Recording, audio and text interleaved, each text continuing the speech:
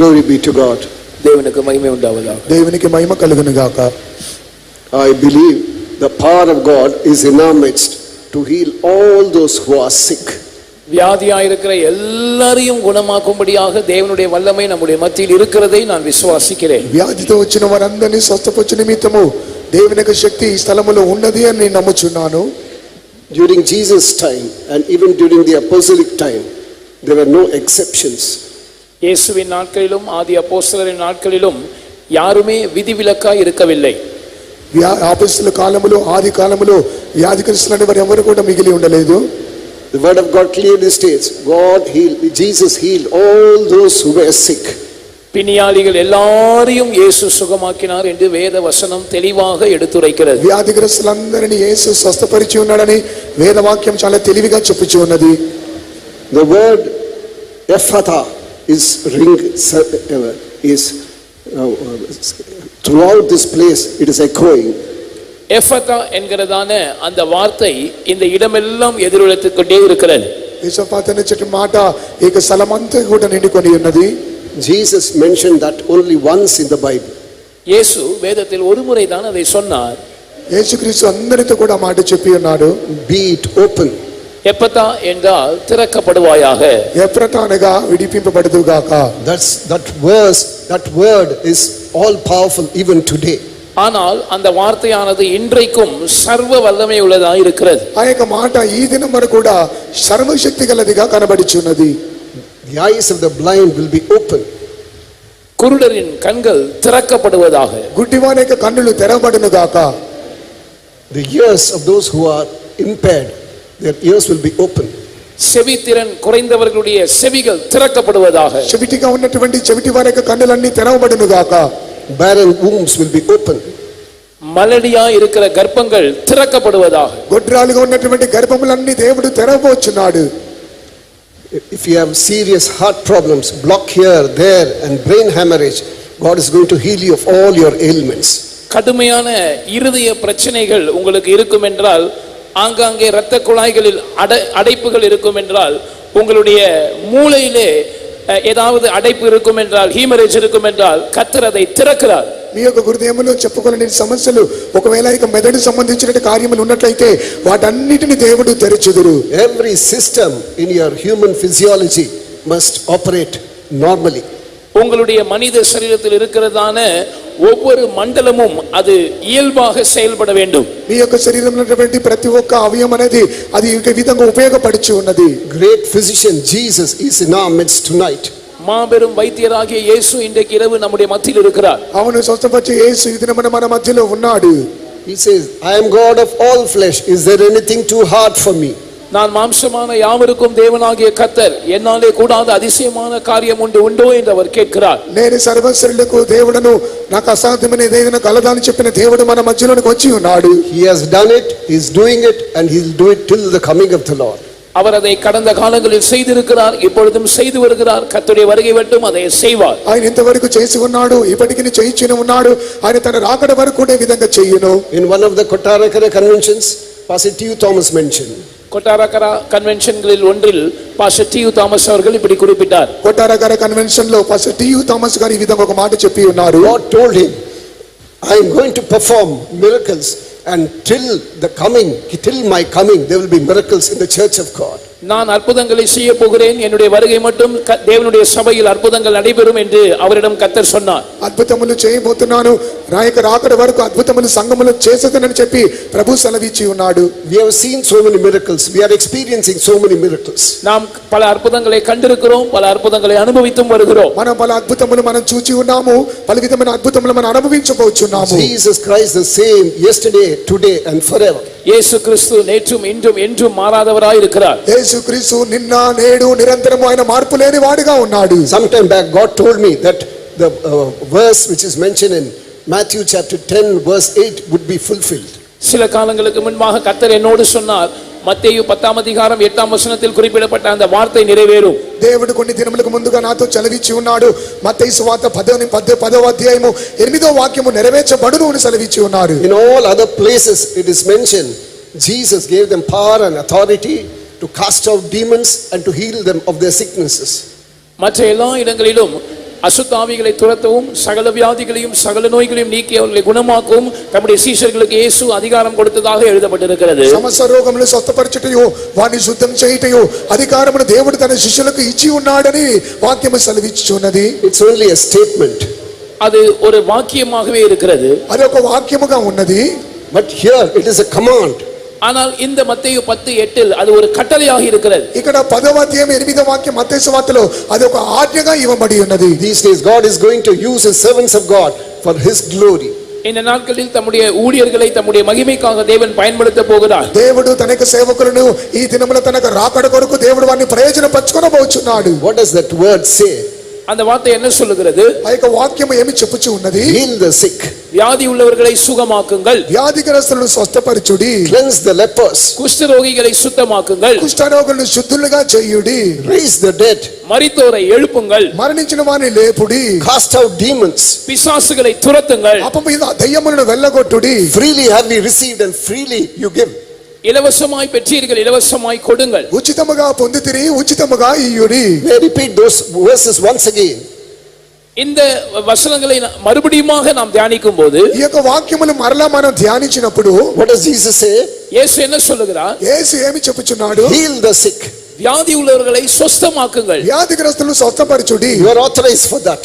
நீங்கள் அதற்காக அதிகாரம் பெற்றிருக்கிறீர்கள். దాని కొరకు మీరు అధికారమును ఉపయోగించుచున్నారు. Not only servant of God, every believer who has received the baptism of the Holy Spirit. நான் சொல்லுகிறது கர்த்தருடைய ஊழியர்களை பார்த்து மட்டுமல்ல, பரிசுத்த ஆவியின் ஞானஸ்நானத்தை பெற்ற ஒவ்வொரு விசுவாசிக்கும் இந்த அதிகாரம் இருக்கிறது. నేను చెప్పినది సేవకులకు మాత్రమే కాదు, పరిశుద్ధాత్మ అభిషేకం పొందుకున్న ప్రతి వారికి ఈ యొక్క అధికారము కలదు.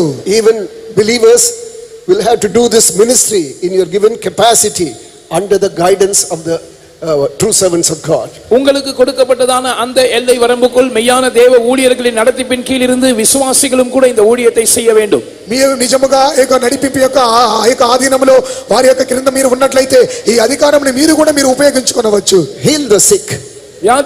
வியாதியஸ்தரை சுத்தமாக்குங்கள். వ్యాధిగ్రస్తులను స్వస్థపరచుడి. Cleanse the lepers. குஷ்டரோகிகளை சுத்தம் பண்ணுங்கள். కుష్ఠరోగుల్ని శుద్ధము చేయుడి. Raise the dead. மரித்தோரை எழுப்புங்கள். మరణించిన వారిని లేపుడి. So many from ICU will come out.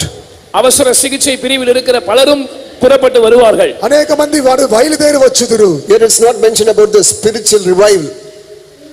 Here in this verse it is not mentioned about the spiritual revival. இங்கே ஆவிக்குரிய ஒரு எழுப்புதலை பற்றி இந்த வசனம் பேசவில்லை. ఇక్కడ ఆత్మీయ యొక్క ఉజ్జీవమును గురించి యేసు ఇక్కడ మాట్లాడలేదు. Here Jesus mentions literally to raise the dead up. எழுத்தின்படியாகவே மரித்தவர்களை எழுப்பும்படியாக தான் இயேசு இங்கே குறிப்பிடுகிறார். అక్షరానుసారంగానే మరణించిన వారిని లేపుడని యేసు సెలవిచ్చి ఉన్నాడు. Elijah has done that. Elisha has done that. எலியா அதை செய்தார், எலிசாவும் அதை செய்தார். ఏలియా చేసి ఉన్నాడు, ఆ విధంగానే ఎలీషా కూడా చేసి ఉన్నాడు. Peter has done that. Jesus has done that. பேதுரு அதை செய்தார், நம்முடைய இயேசுவும் அதை செய்தார். పేతురు ఆ విధంగా చేసి ఉన్నాడు, మన యేసు కూడా ఆ విధంగా చేసి ఉన్నాడు. Same spirit, same power is upon you and me. அதே ஆவி, அதே வல்லமை என் மேலும் உங்கள் மேலும் இருக்கிறது. అదే ఆత్మ, అదే శక్తి నా మీద మీ మీద కూడా ఉన్నది. Spirit of the Lord is upon me to set the captives free, it is mentioned. கர்த்தருடைய ஆவியானவர் என் மேல் இருக்கிறார், சிறைப்பட்டவர்களை விடுவிக்கும்படியாக என்று வேதம் சொல்லுகிறது. ప్రభువుగా ఆత్మ నా మీద ఉన్నది, చెరపట్టబడిన వారిని విడిపించుడని వాక్యం సెలవిచ్చుచున్నది. Heal the sick, cleanse the lepers, cast out demons, raise the dead. வியாதி உள்ளவர்களை சுத்தமாக்குங்கள், குஷ்டரோகிகளை சுத்தம் பண்ணுங்கள், மரித்தோரை எழுப்புங்கள், పిశాసుகளை துரத்துங்கள். రోగులను స్వస్థపరచుడి, చనిపోయిన వారిని లేపుడి, కుష్ఠరోగులను శుద్ధులుగా చేయుడి, దయ్యములను వెళ్ళగొట్టుడి. The only thing is you should not make mercantile effort. Freely have you received, freely you give. ஒரே நிபந்தனை என்னவென்று சொன்னால் இதை நீங்கள் வியாபார பொருளாக்கி விடக் கூடாது. இலவசமாய் பெற்றீர்கள், ఇలవసమాய் கொடுங்கள். ఇక్కడ వ్యాపారము ఇల్లుగా చేయకూడదు. మీరు ఉచితముగా పొందుకొని ఉన్నారు, ఉచితముగా ఇయ్యుడని చెప్పి ఉన్నాడు. There is a problem among us. அதுதான் நம்முடைய மத்தியில் இருக்கிற பிரச்சனை. అదే మన మధ్యలో ఉన్నటువంటి సమస్య. There is one more problem among us. இன்னொரு பிரச்சனை நம்முடைய மத்தியில் இருக்கிறது. ఇంకొక సమస్య మన మధ్యలో ఉన్నది. Unbelief. அந்த பிரச்சனை தான் அவிசுவாசம். ఆ సమస్య ఏంటంటే అవిశ్వాసము. Nothing has happened so far. இதுவரையிலும் எதுவும் நடக்கவில்லையே. ఇంతవరకు ఏమీ జరగలేదే. I am a servant of God for 40 years. I am a believer for 30 years. நான் 40 வருடம் கர்த்தருக்கு ஊழியம் செய்து வருகிறேன், 30 வருடம் விசுவாசியா இருக்கிறேன். నేను 30 సంవత్సరములు సేవ చేయుచున్నాను, 40 సంవత్సరాలు విశ్వాసిగా ఉన్నాను. But one thing you should understand. ஒரு காரியத்தை நீங்கள் விளங்கிக் கொள்ளுங்கள். ఒక కార్యముని మీరు అర్థం చేసుకోండి. Heaven and earth will pass away, my word will not pass away. வானமும் பூமியும் ஒழிந்து போனாலும் என் வார்த்தைகளோ ஒரு காலம் ஒழிந்து போவது இல்லை. ఆకాశము భూమి గతించిపోయినా నా మాటలు ఎన్నడూ కూడా గతింపవు. In one of the conventions in Dubai, Pastor T.U. Thomas was mentioning. துபாயில நடந்த கன்வென்ஷன்களில் ஒன்றில் பாஸ்டர் டி.யு. தாமஸ் இப்படி குறிப்பிட்டார். దుబాయ్లో జరిగిన కన్వెన్షన్ లో పాస్టర్ టి.యు. థామస్ గారు ఈ విధంగా చెప్పి ఉన్నారు. Your condition or my condition cannot change the word of God. உங்களுடைய நிலவரமோ என்னுடைய நிலவரமோ தேவனுடைய வார்த்தையை ஒருபோதும் மாற்றிவிட முடியாது. మీ యొక్క పరిస్థితిలో నా యొక్క పరిస్థితిలో దేవుడు చేసేటటువంటి కార్యములు ఏది కూడా మార్చలేవు. Just because I have not received, just because you have not received, it doesn't mean that the word of God is made void. நீங்கள் பெற்றுக்கொள்ளாதபடினால் நான் பெற்றுக்கொள்ளாதபடினால் கர்த்தருடைய வார்த்தை வெறுமையாகிவிடும் என்பது அர்த்தம் அல்ல. మీరు పొందుకోనందువలన నేను పొందుకోనందువలన దేవుని యొక్క వాక్యము రిక్తముగా వెళ్ళిపోవచ్చున్నదని చెప్పుటలేదు. Word of God is the word of God. He has done it, he is doing it, and he will do it. தேவனுடைய வார்த்தை தேவனுடைய வார்த்தையாகவே இருக்கிறது. அவர் அதை நிறைவேற்றி இருக்கிறார், நிறைவேற்றி கொண்டிருக்கிறார், நிறைவேற்றுவார். దేవుని యొక్క వాక్యము దేవుని యొక్క వాక్యమైనది. ఆయన నెరవేర్చి ఉన్నాడు, నెరవేర్చుచున్నాడు, ఆయన నెరవేర్చును. As we see from the book of Isaiah chapter 52 last verse. ஏசாயா 52ஆம் அதிகாரம் கடைசி வசனத்தில் நாம் பார்க்கிறது போல ஏசாயா 52వ అధ్యాయము చివరి వచనములో మనం చూచినట్లుగా that they have not heard they will hear, that they have not seen they shall see. அவர்கள் கேள்விப்படாததை கேள்விப்படுவார்கள், அவர்கள் கண்டிராததை காண்பார்கள். తమకు తెలియజేయబడిన సంగతులు వారు చూచుదురు, తాము వినని దానిని వారు గ్రహింతురు. Recently we had a revival meeting in Pune. சமீபத்திலே பூனா பட்டணத்திலே எங்களுக்கு ஒரு எழுப்புதல் கூட்டம் நடைபெற்றது. సమీపంలో పూనా అనే పట్టణంలో మాకు ఉజ్జీవ కూటమి జరిపింపబడి ఉన్నది. Poor believers started to prophesy. ஒரு பாவப்பட்ட விசுவாசி அவர் தீர்க்க தரிசனம் உரைக்க ஆரம்பித்தார். అక్కడ ఉన్నటువంటి పూన విశ్వాసి ప్రవచించి ఉన్నారు. A believer sister. அவர்கள் ஒரு விசுவாச சகோதரி. ఆమె ఒక విశ్వాస సహోదరి. The things which you had not seen so far you are going to see. இதுவரைக்கும் நீங்கள் கண்டிராதவைகளை காண போகிறீர்கள். ఇంతవరకు మీరు చూడని కార్యములు మీరు చూడబోచున్నారు. The things which you had never heard you are going to hear. இதுவரைக்கும் நீங்கள் கேள்விப்பட்டிராததை நீங்கள் கேள்விப்பட போகிறீர்கள், அறிந்து கொள்ள போகிறீர்கள். ఇంతవరకు మీరు వినని వినబోచున్నారు, మీరు తెలియని గ్రహించబోచున్నారు. Not all, only such of those who believe will you shout hallelujah. எல்லாரும் அல்ல, இதை விசுவாசிக்கிறவர்கள் மட்டும் ஒரு ஹalleluya சொல்வீர்களா? అందరికీ విశ్వసించిన వారు మాత్రమే హల్లెలూయా చెప్పెదరా? No, we are going to pray against the spirit of unbelief. అవిశ్వాసத்தின் ఆవికి విరోధமாக நாம் జెబిక పోகிறோம். అవిశ్వాసమునకు విరోధంగా ఆత్మకు విరోధంగా మనం ప్రార్థించబోచున్నాం. It is a demonic power. அது ஒரு பிசாசின் வல்லமை. అది ఒక అపవాది యొక్క శక్తి. It will not allow you to listen to the word of God, to accept the word of God as it is. அது தேவனுடைய வார்த்தையை கேட்பதற்கு உங்களுக்கு இடம் கொடுக்காது, தேவனுடைய வார்த்தையை உள்ளபடியே ஏற்றுக்கொள்வதற்கும் இடம் அளிக்காது. దేవుని యొక్క వాక్యము ఆలకించడానికి అది మిమ్మల్ని విడిచిపెట్టదు. దేవుని యొక్క వాక్యం ఉన్నది ఉన్నట్టుగా అంగీకరించడానికి అది మిమ్మల్ని విడిచిపెట్టదు. We are going to quote from the book of Psalm 68 verse 1. 68ஆம் சங்கீதம் முதலாம் வசனத்தை சொல்லி நாம் ஜெபிக்க போகிறோம். 68వ కీర్తన మొదటి వాక్యమును చెప్పి మనం ప్రార్థించబోచున్నాం. Kindly read that verse. దేవుడు లేచును గాక, ఆయన శత్రువులు చెదిరిపోవుదురు గాక, ఆయన ద్వేషించువారు ఆయన సన్నిధి నుండి పారిపోవుదురు గాక. தேவன் எழுந்தருளுவார், அவருடைய சத்துருக்கள் சிதறண்டு அவரை பகைக்கிறவர்கள் அவருக்கு முன்பாக ஓடிப்போவார்கள். Let God arise, let his enemies be scattered, let them also that hate him flee before him. Take hold of the hand of a person who's seated next to you. உங்களுக்கு அருகில் உட்கார்ந்திருக்கிறவருடைய கையை பிடித்துக் கொள்ளுங்கள்.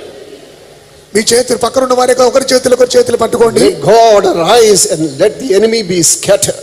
தேவன் எழுந்தருளுவார், அவருடைய சத்துருக்கள் சிதறுண்டு போவார்களாக. దేవుడు లేచును గాక, శత్రువులు చెదిరిపోవుదురు గాక. Mention that verse, claim that verse and then pray.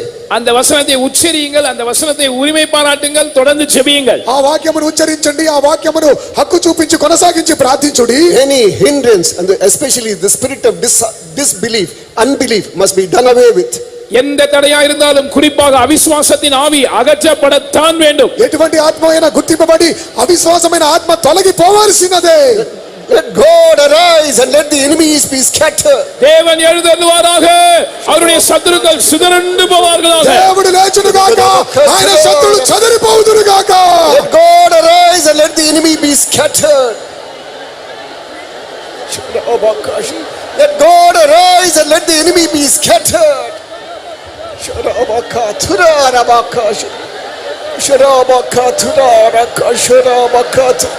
Shudorabaka, Tudorabaka, Shudorabaka, Tudorabaka, Shudorabaka.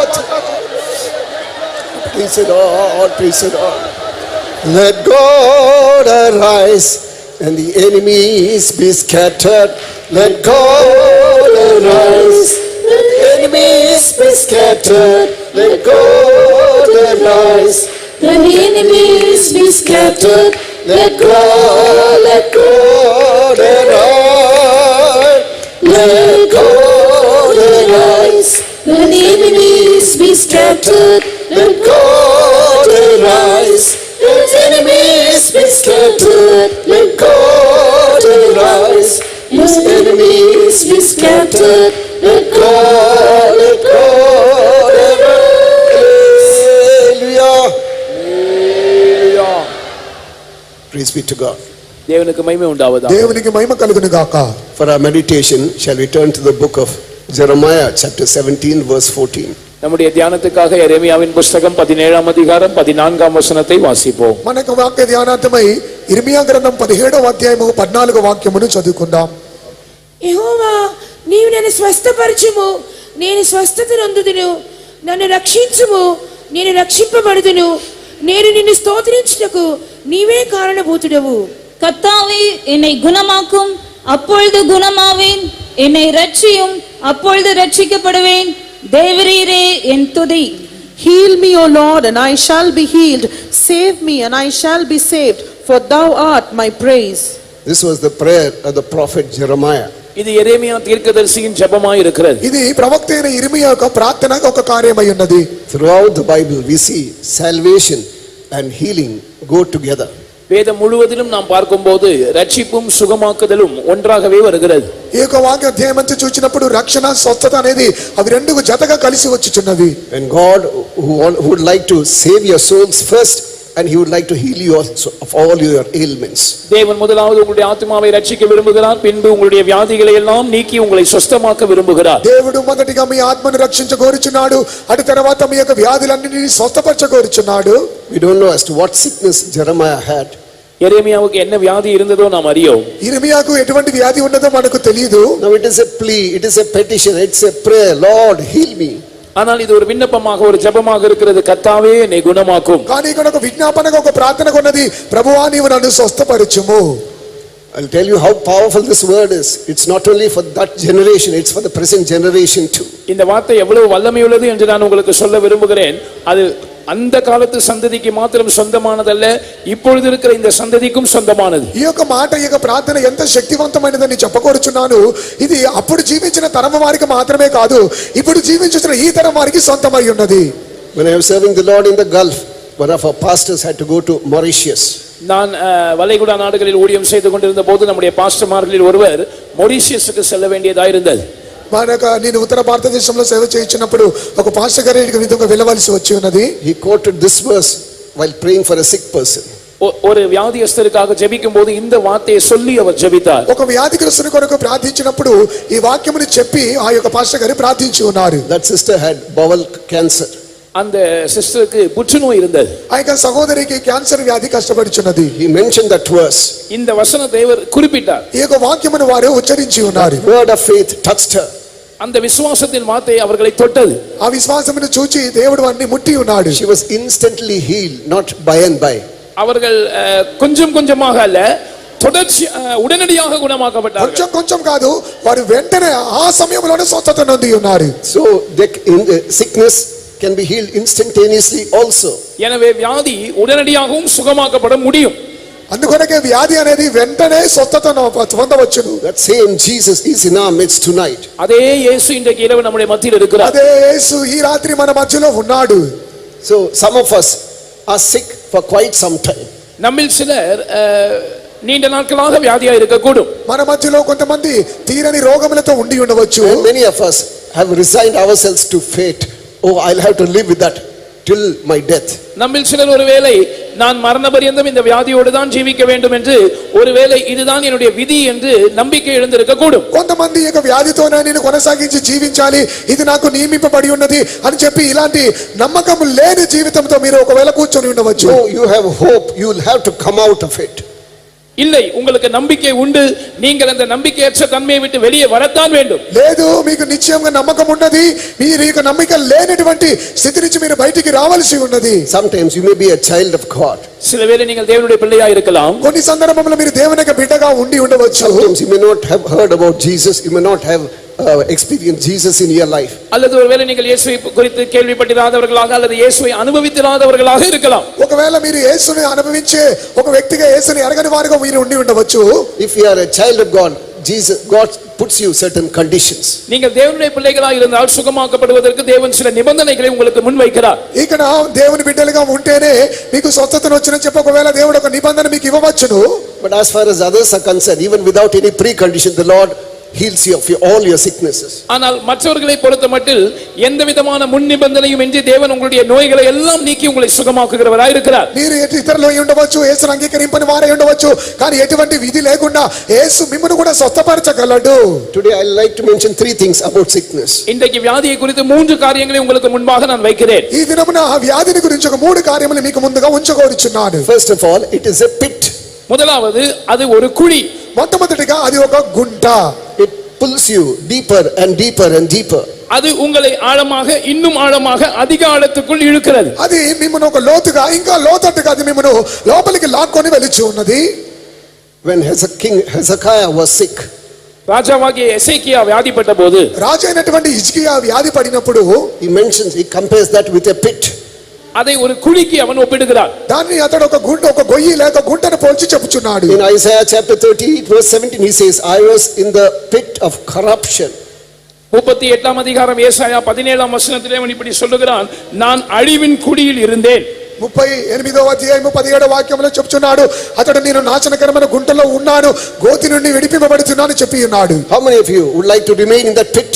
எத்தனை பேர் அந்த குழியிலேயே நான் இருக்க வேண்டும் என்று நினைக்கிறீர்கள்? ఎంతమంది ఆ గోతిలో ఉన్నాను అని చెప్పి మీరు తలంచుచున్నారు? Some of us have got a wrong notion about sickness.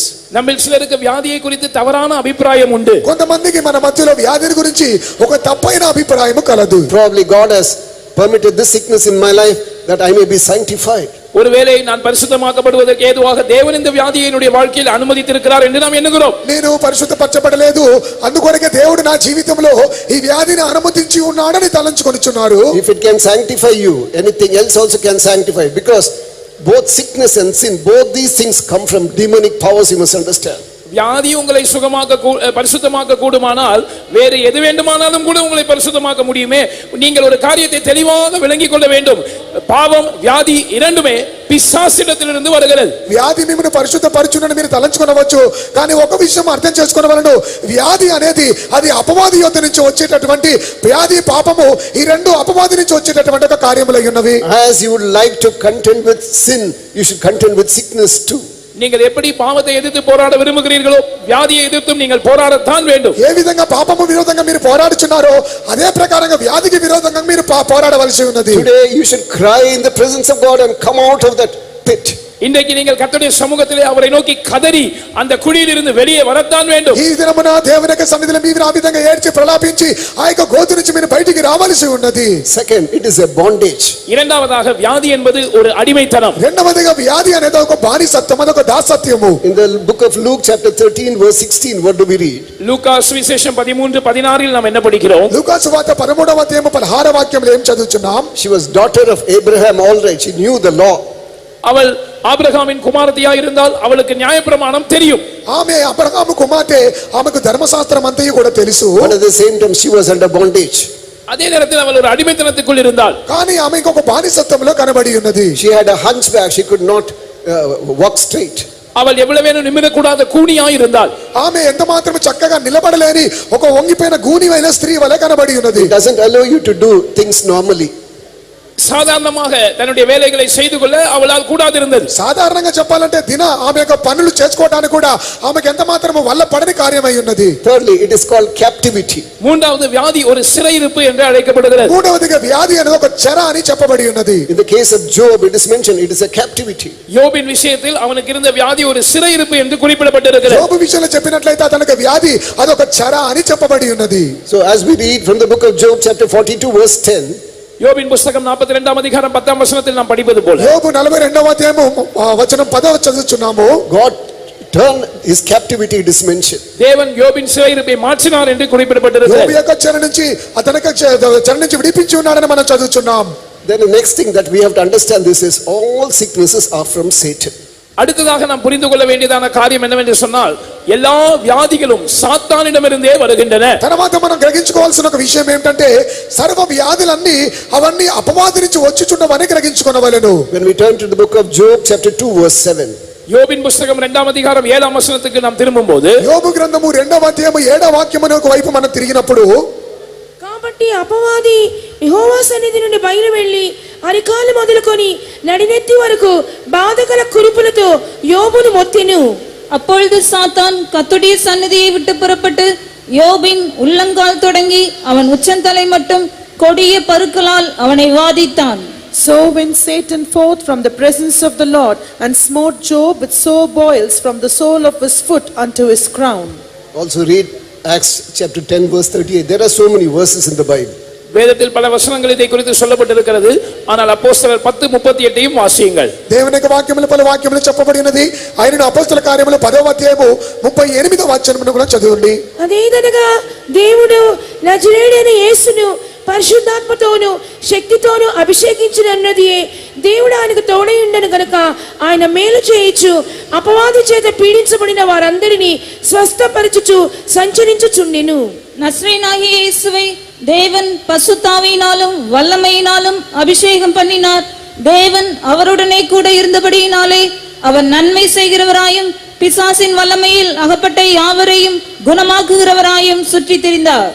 How God anointed Jesus of Nazareth with the Holy Ghost and with power, who went about doing good and healing all that were oppressed of the devil, for God was with him. All those who were oppressed of the devil, it is mentioned. பிசாசின் வல்லமையில் அகப்பட்ட யாவரையும் என்று சொல்லப்பட்டிருக்கிறது. అపవాది చేత పీడింపబడిన వారందరినీ అని చెప్పబడి ఉన్నది. It is a demonic power. You will have to come out of it. எனவே வியாதி ஒரு பிசாசின் வல்லமையா இருக்கிறது. நீங்கள் அதை விட்டு வெளியே வரத்தான் வேண்டும். అందుకొనకే వ్యాధి అనేది ఒక అపవాది యొక్క శక్తి. దాని నుంచి మీరు బయటికి రావాల్సి ఉన్నది. What are these causes for sickness? வியாதிக்கான காரணங்கள் தான் என்ன? వ్యాధికి గల కారణములు ఏమిటి? There are more than 10 reasons for this. 10க்கும் மேற்பட்ட காரணங்கள் உண்டு. 10కి పైన కారణములు కలవు. I'll mention only about 2 or 3 of them. 2 அல்லது 3 காரணங்களை நான் குறிப்பிட விரும்புகிறேன். దానిలో ఒక 2 లేక 3 కార్యములు మీకు తెలియజేయబోచున్నాను. First, it is sin, you must understand. முதலாவது வியாதிக்கான காரணம் பாவம் என்பதை நாம் விளங்கிக் கொள்ள வேண்டும். మొట్టమొదటిగా వ్యాధికి కారణము పాపము అని మనం గ్రహించుకోవాలి. As far as a child of God is concerned, ஒரு தேவனுடைய பிள்ளையை பொறுத்த மட்டில் దేవుని యొక్క ఒక బిడ్డ, you will have to find out whether there is something wrong in your spiritual life. உங்களுடைய ஆவிக்குரிய ஜீவியத்தில் ஏதாவது தவறுகள் காணப்படுகிறதா என்று நீங்கள் ஆராய்ந்து கண்டுபிடிக்க வேண்டும். మీ యొక్క జీవితంలో ఏదైనటువంటి ఈ దేవునికి విరోధమైన కార్యములు ఉన్నవా అని చెప్పి మీరు వాటిని గుర్తించవలెను. How is your relationship with God? How is your relationship with man? தேவனோடும் மனிதனோடும் உங்களுக்கு இருக்கிறதான உறவு எப்படி இருக்கிறது? దేవునితోను మనుషునితో మీకు ఉన్నటువంటి బాంధవ్యం ఏ విధంగా ఉన్నది? As we read from the book of James chapter 5 verse 15. யாக்கோபின் நிருபம் 5ஆம் அதிகாரம் 15ஆம் வசனத்தில் நாம் படிக்கிறது போல, యాకోబు పత్రిక 5వ అధ్యాయము 15వ వాక్యంలో చదివినప్పుడు, when you put yourself right, you will be healed of your sickness. நீங்கள் உங்களை சரிப்படுத்திக் கொள்ளும்போது உங்களுடைய வியாதியிலிருந்து நீங்கள் சுகமாக்கப்படுவீர்கள். మీరు మీ కార్యములు చక్కపరుచుకున్నప్పుడు మీరు మీ యొక్క వ్యాధి నుంచి మీరు స్వస్థత పొందగలరు. In a particular place, a sister was seriously sick. ஒரு குறிப்பிட்ட இடத்தில் ஒரு சகோதரி தீவிரமான வியாதியினால் பீடிக்கப்பட்டார்கள். ఒక గుర్తింపబడే సమయంలో ఒక తీవ్రమైన వ్యాధితో ఒక సహోదరి బాధపడి ఉన్నారు. She did not have anyone else to take care of her. அவர்களை பராமரித்துக் கொள்ள யாரும் அவர்களுக்கு இல்லை. ఆమెను గమనించుకోవడానికి కూడా ఎవ్వరు కూడా లేరు. But at the same time, there was her own sister who was staying close to the faith home also. அதே நேரத்தில் விசுவாச வீட்டுக்கு பக்கத்திலேயே இவர்களுடைய சொந்த சகோதரி இருந்தார்கள். మన విశ్వాస గృహములకు ప్రక్కనే వారికి తమకు సొంత సహోదరి కూడా colour. Then the servants of God said, why can't you go and stay in that house? ஊழியக்காரர்கள் இவர்களுக்கு ஆலோசனை சொன்னார்கள், நீங்கள் ஏன் அந்த சகோதரியின் வீட்டில் போய் தங்க கூடாது? సేవకులు అడిగి ఉన్నారు, మీరు ఎందుకు ఆయనకు బాగలేనటువంటి సహోదరి ఇంటికి వెళ్ళి అక్కడ మీరు బస చేయకూడదని అడిగి ఉన్నారు. Immediately she burst out. உடனடியாக இவர்களுக்குள்ளிருந்து ஒரு பிரளயமே வெடித்து விட்டது. వెంటనే ఆ సహోదరుల నుంచి ఒక ప్రళయం బయటికి వచ్చి ఉన్నది. No, she is my sister, but I will not go there. அவர்களின் சகோதரி தான், ஆனா நாங்க போகவே மாட்டேன். ఆమె నా సహోదరే కానీ అక్కడ ఏ మాత్రం కూడా వెళ్ళను అని చెప్పి ఉన్నారు. So what was the cause of the sickness? எனவே எனவே இந்த வியாதிக்கு காரணம் என்னவென்று நீங்கள் நினைக்கிறீர்கள்? ఆ యొక్క వ్యాధికి కారణమని మీరు ఏమి భావించుతున్నారు? Why do we run to the hospital? நாம் ஏன் மருத்துவமனைகளுக்கு ஓடுகிறோம்? ఎందుకు వైద్యశాలకు వెళ్తున్నాము? But as far as a believer is concerned, one more thing you should understand. ஒரு விசுவாசியை பொறுத்தமட்டில் நீங்கள் விளங்கிக் கொள்ள வேண்டிய இன்னொரு காரியம், ఒక విశ్వాసిగా మీరు గుర్తించాల్సినటువంటి ఇంకొక కార్యం ఉన్నది. Today, if you believe in this truth of divine healing, you'll have to throw all your medicines from your cabinet. இன்றைக்கு தெய்வீக சுக சத்தியத்தை நான் விசுவாசிக்கிறேன் என்று நீங்கள் சொல்வீர்கள் என்றால், இன்றைக்கே உங்களுடைய அறையில் இருக்கிறதான எல்லா மருந்துகளையும் மாத்திரைகளையும் நீங்கள் தூக்கி வீசிவிடத்தான் வேண்டும். దైవిక స్వస్థత యొక్క ఉపదేశంని మీరు నమ్మి విశ్వసించినట్లయితే మీ గదిలో ఉన్నటువంటి ప్రతి విధమైన మందులు ఆ వైద్య సంబంధించిన అన్నిటిని విసిరి పారవేయవలసి ఉన్నది. You are not going to die before God's time. தேவனுடைய நேரத்துக்கு முன்பாக நீங்கள் மரிக்க போவது இல்லை. దేవుని యొక్క రాకడకు ముందు, సమయమునకు ముందు, దేవుడు నియమించిన సమయానికి ముందు మీరు మరణించబోవట్లేదు. As we read from the book of Job chapter 14 verse 5. யோபின் புத்தகம் 14ஆம் அதிகாரம் 5ஆம் வசனத்தில் நாம் படிக்கிறது போல, యోబు 14వ అధ్యాయం 5వ వచనములో మనం చదివినప్పుడు, seeing his days are determined. அவனுடைய நாட்கள் குறிக்கப்பட்டிருக்கிறது. వారి యొక్క దినములు గుర్తింపబడి ఉన్నవి. Yes, God, his numbers are day, and the number of days are written in God's book. அவனுடைய நாட்கள் இம்மாத்திரம் என்று தேவனுடைய புத்தகத்தில் குறிக்கப்பட்டிருக்கிறது. వారి యొక్క దినములు ఇంత మాత్రమని చెప్పి దేవుని యొక్క గ్రంథములో లిఖింపబడి ఉన్నవి. God has put a bound there. அவருடைய மாதங்களின் தொகை இடத்தில் இருக்கிறது. அங்கே தேவன் ஒரு எல்லையை ஏற்படுத்தி இருக்கிறார். అక్కడ దేవుడు వారికి ఒక సరిహద్దును ఏర్పరిచి ఉన్నాడు. If the Lord has put a bound there, which doctor, which physician can extend it? கடந்து போகக்கூடாத எல்லையை தேவன் ஏற்படுத்தி வைத்திருக்கும் போது எந்த மருத்துவர் அதை நீடித்து விட செய்ய முடியும்? సాగిపోలేని దాటిపోలేని సరిహద్దులు దేవుడు నియమించినప్పుడు ఏ వైద్యుడు నీ వ్యాధిని స్వస్థపరచగలడు? You will not die before God's time, you must understand. நீங்கள் தெளிவாக விளங்கிக் கொள்ளுங்கள், தேவனுடைய காலத்துக்கு முன்பதாக நீங்கள் மரிக்க மாட்டீர்கள். మీరు సరైన రీతిలో అర్థం చేసుకోండి.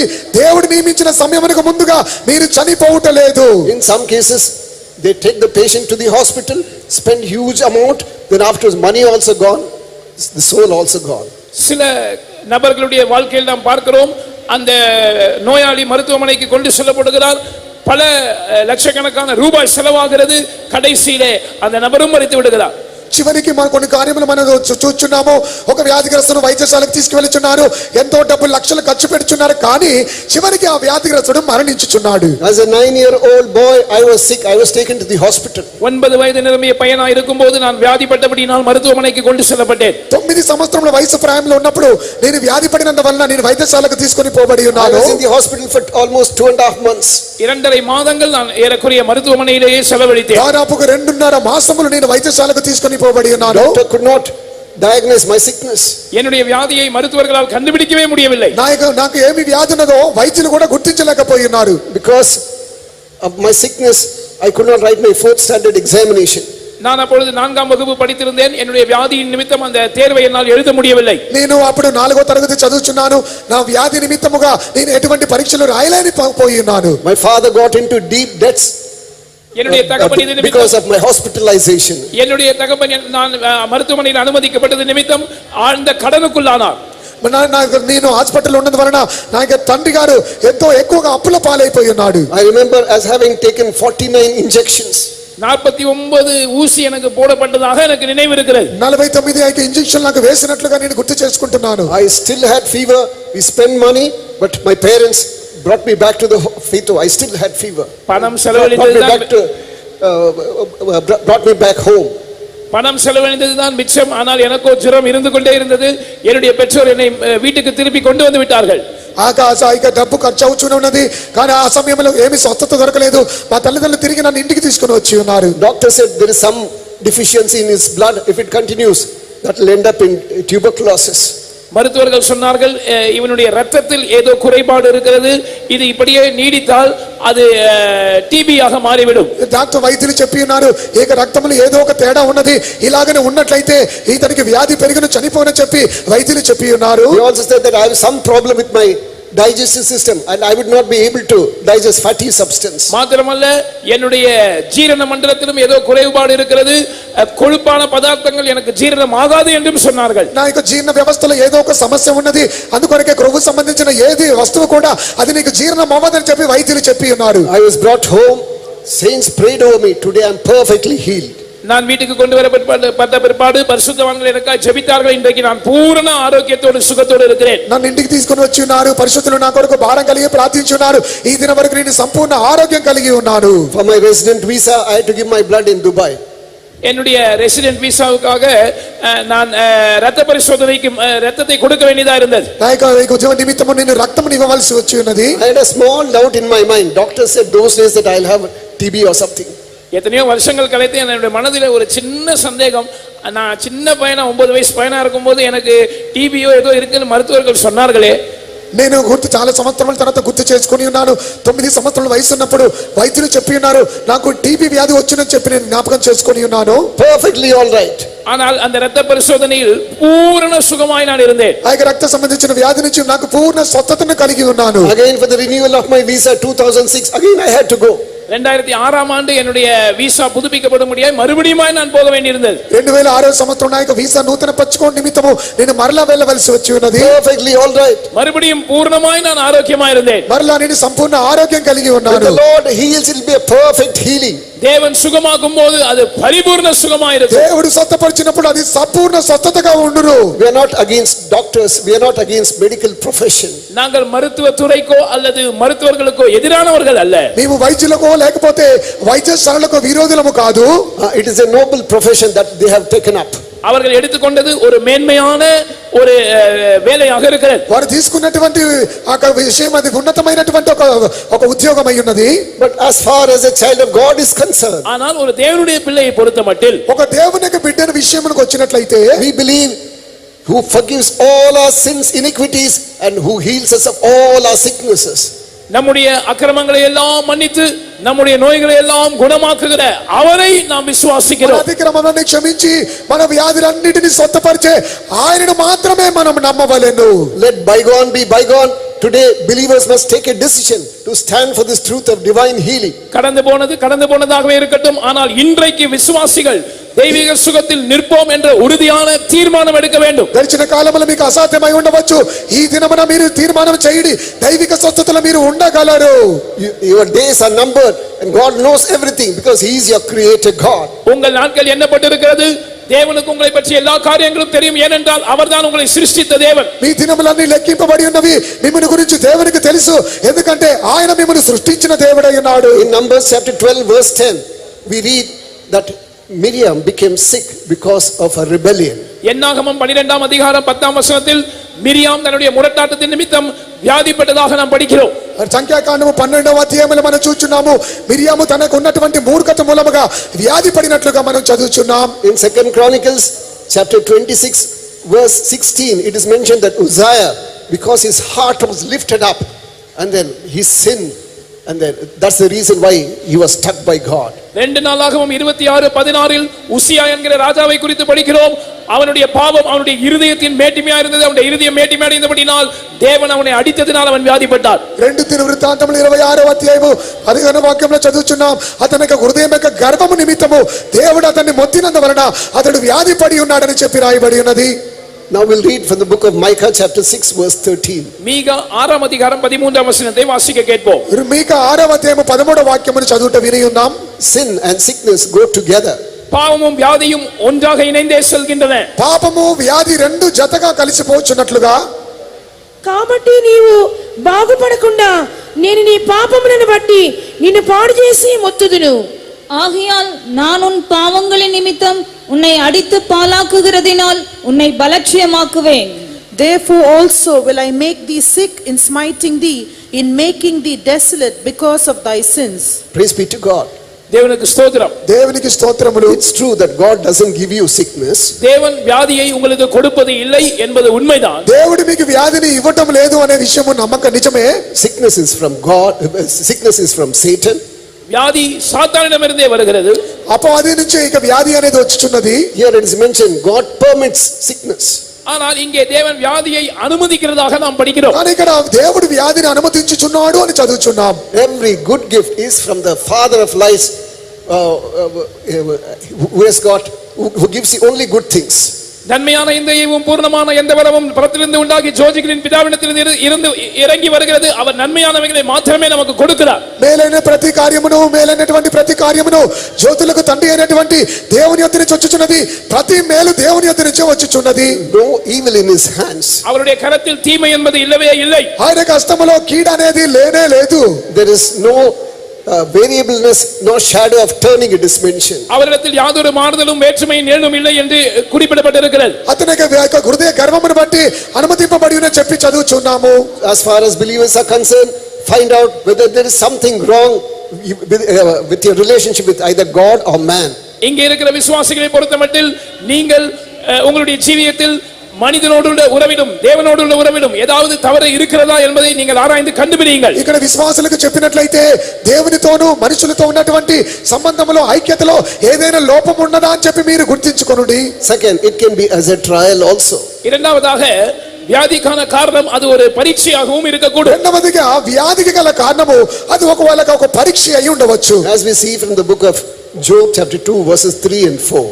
யோபின் புத்தகம் 2ஆம் அதிகாரம் 3-4 வசனங்களில் நாம் படிக்கும்போது யோபு 2వ అధ్యాయం 3-4 వచనములు చదివినప్పుడు 4 and 5. 4-5 వచనங்கள் 4-5 వచనములు. You heard the testimony of that beloved brother. ஒரு அருமையான சகோதரனின் சாட்சியை கேட்டீர்கள். ప్రియమైనటువంటి సహోదరుడి యొక్క సాక్ష్యం మీరు ఆలకించి ఉన్నారు. So then God told him, it is a trial of your faith. தேவன் அவருக்கு தெரிவித்த காரியம் இது உன்னுடைய விசுவாசத்துக்கு ஒரு பரீட்சையா இருக்கிறது. దేవుడు అతనికి తెలియజేసిన కార్యం ఏమిటంటే అది ఒక విశ్వాసం యొక్క పరీక్ష అయి ఉన్నది. There is something called faith life and then it is to be tried. விசுவாச ஜீவியம் என்று ஒன்று உண்டு, அது பரீட்சிக்கப்பட வேண்டும். విశ్వాస జీవితం అనేది ఒకటి ఉన్నది, ఆ యొక్క జీవితం అనేది పరీక్షింపబడాలి. Job chapter 2 verses 4 and 5. யோபின் புத்தகம் 2ஆம் அதிகாரம் 4-5 వచనங்கள். యోబు గ్రంథము 2వ అధ్యాయము 4-5 వచనములు. అపవాది చర్మము కాపాడుకొనుటకై చర్మమును తన ప్రాణమును కాపాడుకొనుటకై తనకు కలిగినది యావత్తును నరుడిచ్చును కదా. ఇంకొకసారి నువ్వు చేయి చాపి అతని ఎముకను అతని దేహమును మొత్తిని ఎడల అతని నీ ముఖము ఎదుటనే దూషించి నిన్ను విడిచిపోవును అనెను. சாத்தான் கர்த்தருக்கு பிரதியுத்தரமாக தோலுக்கு பதிலாக தோலையும் தன் ஜீவனுக்கு பதிலாக தனக்கு உண்டான எல்லாவற்றையும் மனுஷன் கொடுத்து விடுவான். ஆனாலும் நீர் உம்முடைய கையை நீட்டி அவன் எலும்பையும் அவன் மாம்சத்தையும் தொடுவீரானால் அப்பொழுது அவன் உமது முகத்துக்கு எதிரே உம்மை தூஷிக்கானோ பாரும் என்றான். And Satan answered the Lord and said, Skin for skin, yea, all that a man hath will he give for his life. But put forth thine hand now and touch his bone and his flesh, and he will curse thee to thy face. A child of God will have to go through trials and temptations. ஒரு தேவனுடைய பிள்ளை சோதனைகள் பரீட்சைகளினூடாக கடந்து செல்லத்தான் வேண்டும். ఒక దేవునికి బిడ్డ పరివిధమైన శోధనలు పరీక్షల మార్గములో వెళ్ళవలసి ఉన్నది. When you wait patiently in the presence of God, நீங்கள் தேவனுடைய சமூகத்தில் பொறுமையாக காத்திருக்கும்போது మీరు దేవునికి సన్నిధిలో సహనంతో కనిపెట్టుకొని ఉన్నప్పుడు God will bring you out. தேவன் உங்களை அதிலிருந்து வெளியே கொண்டு வருவார். దేవుడు మిమ్మల్ని యొక్క వ్యాధి ఏదైనా నుంచి బయటికి తీసుకొని వచ్చును. Always sin may not be the cause for that. எல்லா நேரங்களிலும் வியாதிக்கு காரணம் பாவம் தான் என்பதல்ல. అన్ని సమయంలో వ్యాధికి కారణము పాపమే కాదు. Next, what is the reason for sins, for sickness? ஒரு வியாதிக்கான அடுத்த காரணம் என்ன? ఒక వ్యాధికి ఇంకొక కారణం ఏమిటి? When we turn to the book of John chapter 9 verse 3. Chapter 9 verse 3. John 9:3. யோவான் 9ஆம் அதிகாரம் 3ஆம் வசனத்துக்கு திரும்பும்போது యోహాను సువార్త 9వ అధ్యాయం 3వ వచనమునకు వచ్చినప్పుడు We see a blind man there. அங்கே ஒரு குருடனை நாம் பார்க்கிறோம். అక్కడ ఒక గుడ్డివాణ్ణి మనం చూస్తున్నాం. Now disciples ask him, who's the cause for this? Is it because of his sins or because of the sins of his parents? சீஷர்கள் இயேசுவை வினவுகிறார்கள், இவன் குருடனாய் பிறந்தது இவன் செய்த பாவமா இவன் பெற்றோர் செய்த பாவமா? ఇక్కడ శిష్యులు అడుగుచున్నారు, ఇతడు గుడ్డివాడిగా జన్మించట కారణము ఇతడు చేసిన తప్పిదమా లేనట్లయితే వారి యొక్క తల్లిదండ్రులు చేసిన పాపమా అని అడుగుచున్నారు. But Jesus says neither of them, but at the same time that the name of God may be glorified.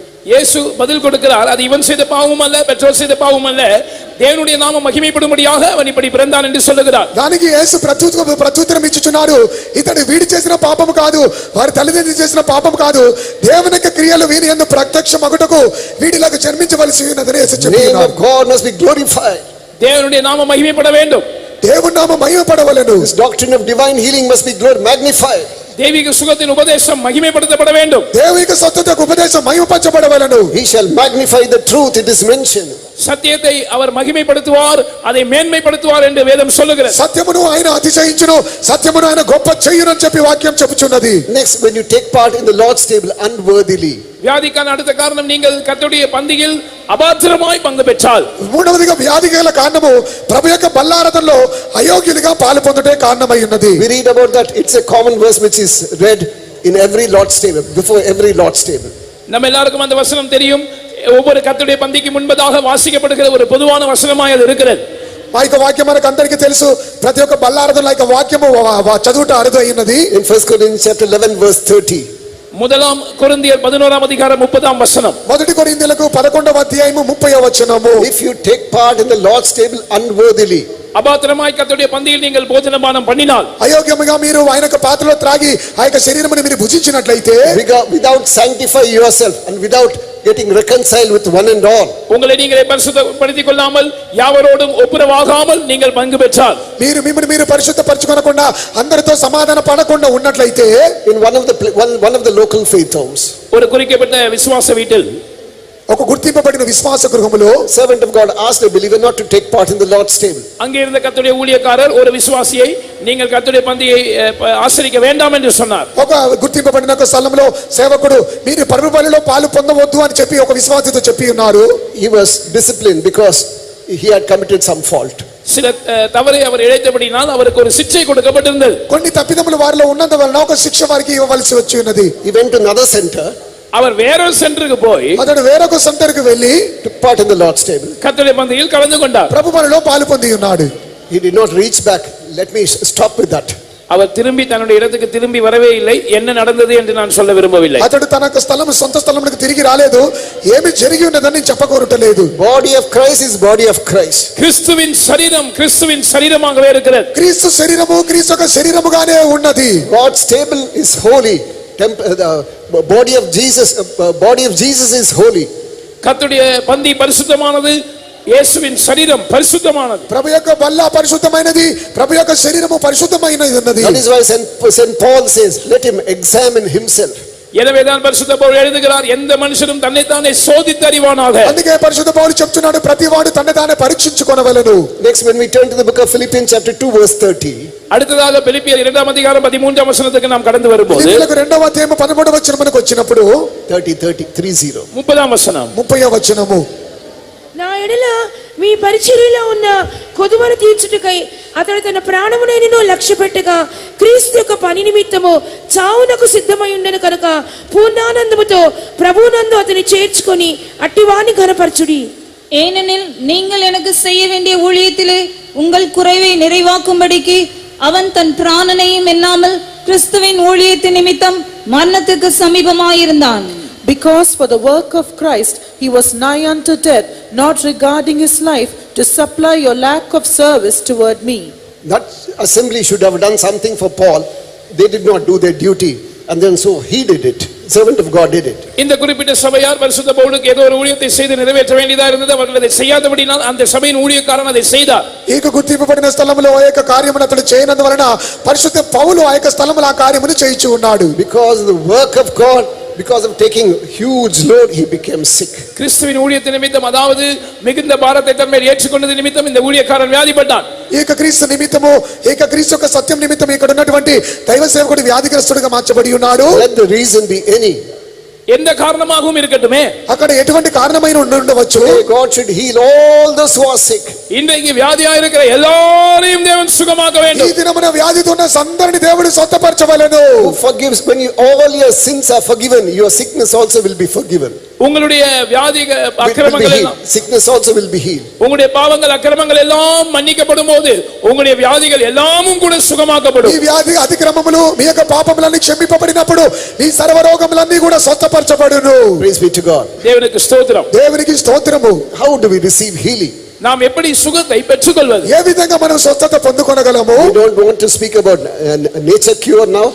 இப்பொழுது நான் இயற்கையாக கிடைக்கிற சுகத்தை பற்றி பேசவில்லை. ఇప్పుడు నేను అక్షరాంతరమైన స్వస్థతను గురించి నేను చెప్పటలేదు. We are speaking about divine healing. நாம் தெய்வீக சுகத்தை பற்றி பேசுகிறோம். దైవిక స్వస్థతను గురించి మనం మాట్లాడుచున్నాం. First of all, healing is in the name of Jesus. முதலாவதாக சுகம் இயேசுவின் நாமத்தில் இருக்கிறது. మొట్టమొదటిగా స్వస్థత యేసు నామములో కలదు. When the lame man was healed, அந்த முடவன் சுகமாக்கப்பட்ட போது ఆ యొక్క గుడ్డివాడు స్వస్థపరచబడినప్పుడు they were looking at Peter and John in awe. அவர்கள் ஆச்சரியத்துடன் பேதுருவையும் யோவானையும் பார்க்கிறார்கள். ఆ గుడ్డివాడు స్వస్థపరచబడినప్పుడు అందరూ ఆశ్చర్యంతో చూచున్నారు. It's not because of our holiness, because we believe in the name of Jesus. இது எங்களுடைய சுயபக்தினால் அல்லது பரிசுத்தத்தினால் அல்ல, இயேசுவின் நாமத்தில் நாங்கள் விசுவாசிக்கிறபடியால் என்று அவர்கள் சொன்னார்கள். ఇది నా యొక్క సొంత భక్తి వల్ల కాదు, యేసు నామమును విశ్వసించడం వలన ఇది జరిగిన కార్యమని వారు చెప్పుచున్నారు. At the name of Jesus every sickness must tremble. இயேசுவின் நாமத்துக்கு முன்பாக எல்லா வியாதிகளும் நடுங்க வேண்டும். యేసు నామము ఎదుట సర్వ రోగములను వణకవలయును. Under Bangalore Center there is a faith home called Tumkur. Bangalore சென்டர்ல In தும்கூர் என்கிற Tumkur they have a faith home. Tumkur என்ற இடத்துல நமக்கு ஒரு விசுவாச வீடு உண்டு. బెంగళూరులో టుకూరు అనే ఒక స్థలములో ఒక విశ్వాస గృహము కలదు. So there was a possessed person there. அங்கே ஒரு பிசாசு பிடித்தவர்கள் இருந்தார்கள். பிசாசு பிடித்தவர்கள் అక్కడ இருந்தார்கள். ఒక అపవాది చేత బంధింపబడిన వారు ఉన్నారు. They started to sing a Kannada song. அங்க இடத்தில் ஒரு கன்னட பாட்டு பாட ஆரம்பித்தார்கள். అక్కడ ఒక కన్నడ పాట పాడటానికి ప్రారంభించి ఉన్నారు. Jesus is good. Jesus is good. இயேசு நல்லவர், இயேசு நல்லவர். యేసు మంచివాడు, యేసు మంచివాడు. This lady started to scream. இந்த சகோதரி அலற ஆரம்பித்தார்கள். ఆ సహోదరి అందముగా పాడి ఉన్నారు. Stop, don't mention the name of Jesus. நிறுத்து நிறுத்து, இயேசுவின் நாமத்தை சொல்லாதே. చెప్పండి, ఆపండి ఆపండి, యేసు నామమును ఉచ్చరించమాకండి. Devil started to tremble. பிசாசு நடுங்க ஆரம்பித்தது. అపవాది వణకడానికి ప్రారంభించి ఉన్నాడు. What does the word of God say? தேவனுடைய வார்த்தை என்ன சொல்லுகிறது? దేవుని యొక్క వాక్యం ఏమి చెప్పుచున్నది? When we turn to the book of Philippians chapter 2 verses 9 to 11. பிலிப்பியர் 2ஆம் அதிகாரம் 9 முதல் 11ஆம் வசனம் வரைக்கும் நம்முடைய கவனத்தை திருப்புவோம். ఫిలిప్పీలకు 2వ అధ్యాయం 9 నుంచి 10 వాక్యం వైపు త్రిప్పబడదాము. అందుచేతను పరలోకమందున్న వారిలో గాని భూమి మీద ఉన్న వారిలో గాని భూమి కింద ఉన్న వారిలో గాని ప్రతి వాని మోకాలును యేసు నామమున వంగునట్లును ప్రతి వాని నాలుకయు తండ్రి అయిన దేవుని మహిమార్థమై యేసుక్రీస్తు ప్రభువని ఒప్పుకొనున్నట్లును దేవుడు ఆయనను అధికంగా హెచ్చించి ప్రతి నామమునకు పైనామమును ఆయనకు అనుగ్రహించెను. ஆதலால் தேவன் எல்லாவற்றுக்கும் மேலாக அவரை உயர்த்தி இயேசுவின் நாமத்தில் வானோர் பூதலத்தோர் பூமியின் கீழானோருடைய முழங்கால் யாவும் முடங்கும்படிக்கும் பிதாவாகிய தேவனுக்கு மகிமையாக இயேசு கிறிஸ்து கர்த்தர் என்று நாவுகள் யாவும் அறிக்கை பண்ணும்படிக்கும் எல்லா நாமத்திற்கும் மேலான நாமத்தை அவருக்கு தந்தருளினார். Wherefore God also hath highly exalted him and given him a name which is above every name, that at the name of Jesus every knee should bow, of things in heaven and things in earth and things under the earth, and that every tongue should confess that Jesus Christ is Lord, to the glory of God the Father. How did Jesus receive this name? இயேசு எப்படி இந்த நாமத்தை பெற்றுக்கொண்டார்? యేసు నామమును ఏ విధంగా పొందుకొని ఉన్నాడు? Even before that also there was power in the name of Jesus, it is true. அதற்கு முன்னதாகவும் இயேசுவின் நாமத்தில் வல்லமை இருந்தது என்பது மெய்தான். దానికి ముందుగా యేసు నామములో శక్తి ఉన్నదని నిజమే. In the book of John chapter 16 verse 24 he says, hitherto you have not asked anything in my name, ask and it shall be given, that your joy may be full. யோவான் 16ஆம் அதிகாரம் 24ஆம் வசனத்தில் அவர் இப்படி சொன்னார், இதுவரைக்கும் என் நாமத்தினால் நீங்கள் எதுவும் கேட்கவில்லை, நீங்கள் கேளுங்கள், அப்பொழுது உங்கள் சந்தோஷம் நிறைவாயிருக்கும்படி பெற்றுக்கொள்வீர்கள். యోహాను సువార్త 16వ అధ్యాయం 24వ వాక్యములో ఈ విధంగా చెప్పి ఉన్నారు, ఇదివరకు మీరు ఏమీ నా పేరట అడగలేదు, మీ సంతోషం పరిపూర్ణమగునట్లు అడుగుడి మీకు దొరుకును. Also in the book of John chapter 14 verses 13 and 14. யோவான் 14ஆம் அதிகாரம் 13 14 வசனங்களை பார்க்கும் பொழுது, యోహాను సువార్త 13వ అధ్యాయం 13 14 వచనములు చదివినప్పుడు, మీరు నా నామమున దేని అడుగుదురో తండ్రి కుమారుని యందు మహిమపరచబడుటకై దాన్ని చేతును, నా నామమున మీరు నన్నేమి అడిగినను నేను చేతును. நீங்கள் என் நாமத்தினாலே எதை கேட்பீர்களோ குமாரனில் பிதா மகிமைப்படும்படியாக அதை செய்வேன். என் நாமத்தினாலே நீங்கள் எதை கேட்டாலும் அதை நான் செய்வேன். And whatsoever ye shall ask in my name, that will I do, that the Father may be glorified in the Son. If ye shall ask anything in my name, I will do it. There is only one mediator. There is one mediator between God and man, that is Jesus. தேவனுக்கும் மனுஷருக்கும் இடையே மத்தியஸ்தர் ஒருவரே, இயேசு கிறிஸ்து என்னும் மனுஷனாக அவர் வெளிப்பட்டார். దేవునికి మనుషులకు మధ్యలో మధ్యవర్తి ఒక్కరే, ఆయనే దేవ కుమారుడిగా ప్రత్యక్షమై ఉన్నాడు. If you ask in the name of Mary or so called saints, you will not receive anything. மரியாளுடைய நாமத்திலோ அல்லது எந்த புனிதருடைய நாமத்திலோ நீங்கள் கேட்டாலும் நீங்கள் ஒன்றும் பெற்றுக்கொள்ள முடியாது. మరియా నామములో లేకపోతే ఇంకొక ఎవరైనా భక్తుని యొక్క నామములో అడిగినట్లయితే మీరు ఏమీ కూడా పొందుకొనలేరు. Even while Jesus was in this world, hitherto you have asked me, you have asked nothing.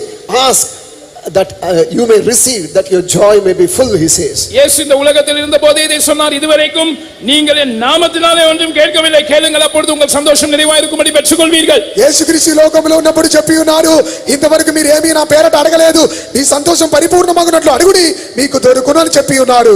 After the death and resurrection of Jesus, இயேசுவின் மரணம் மற்றும் உயிர்த்தெழுதலுக்கு பிற்பாடு యేసు మరణించి పునరుత్థానం చెందిన తర్వాత God gave him a name far above any other name.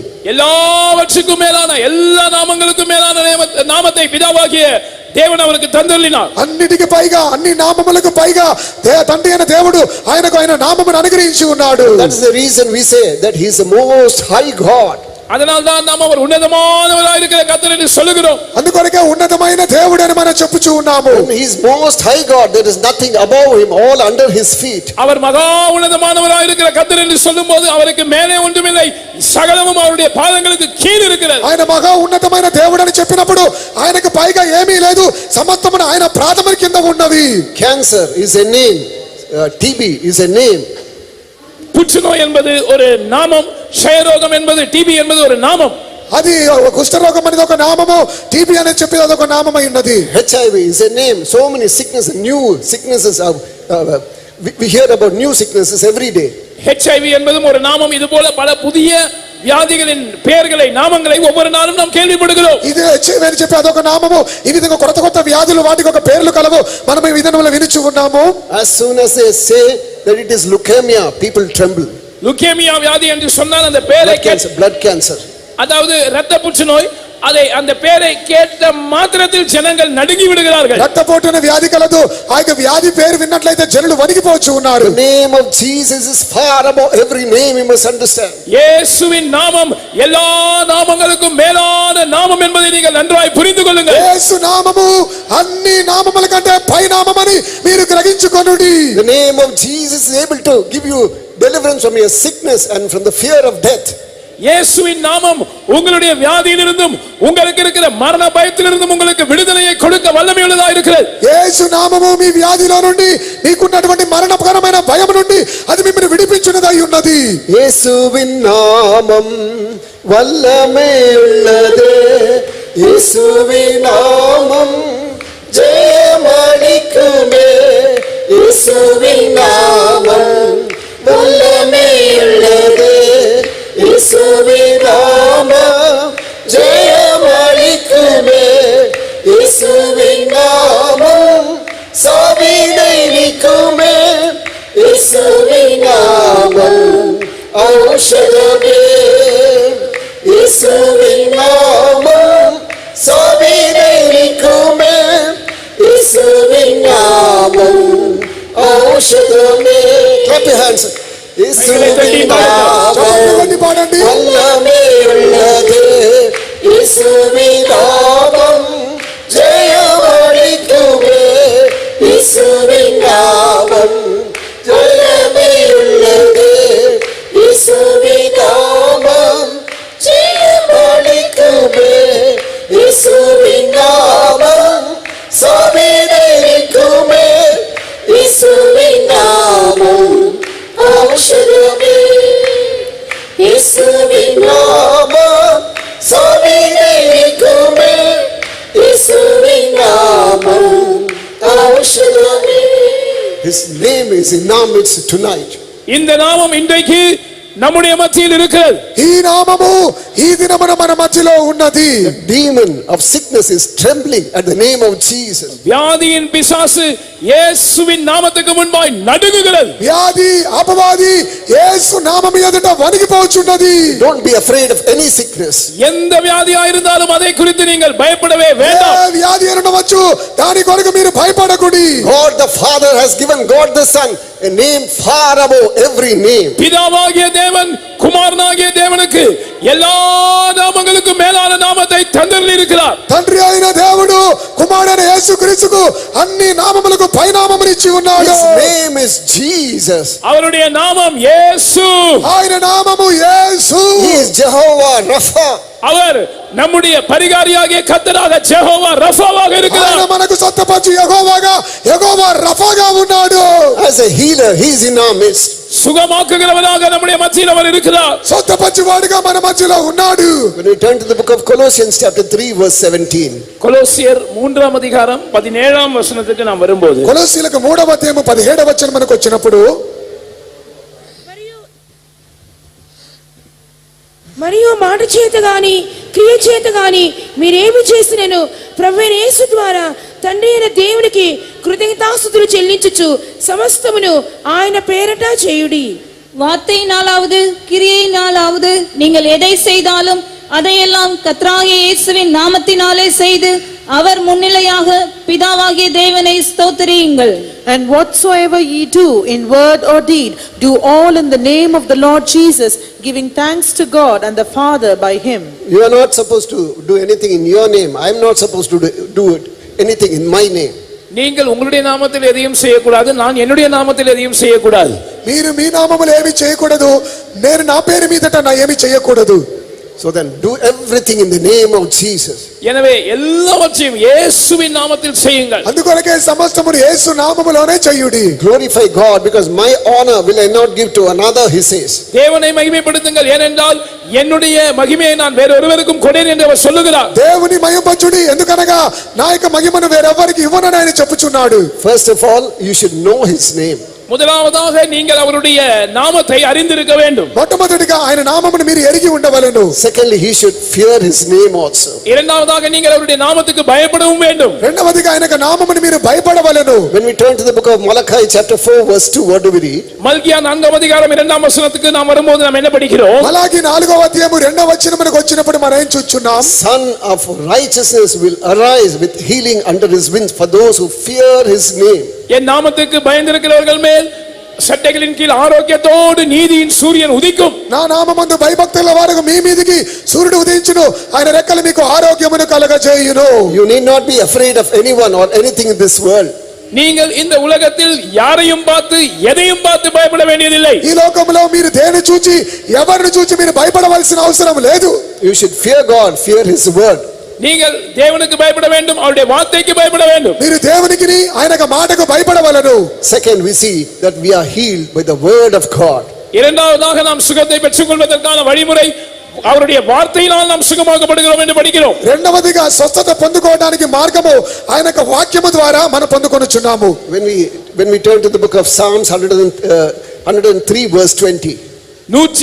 103ஆம் சங்கீதம் 20ஆம் வசனத்துக்கு நாம் வரும்போது 103వ కీర్తన 20వ వచనమునకు మనం వచ్చినప్పుడు యెహోవా దూతలారా ఆయన ఆజ్ఞకు లోబడి ఆయన వాక్యము నెరవేర్చు బలశూరులారా ఆయన స్తుతించుడి.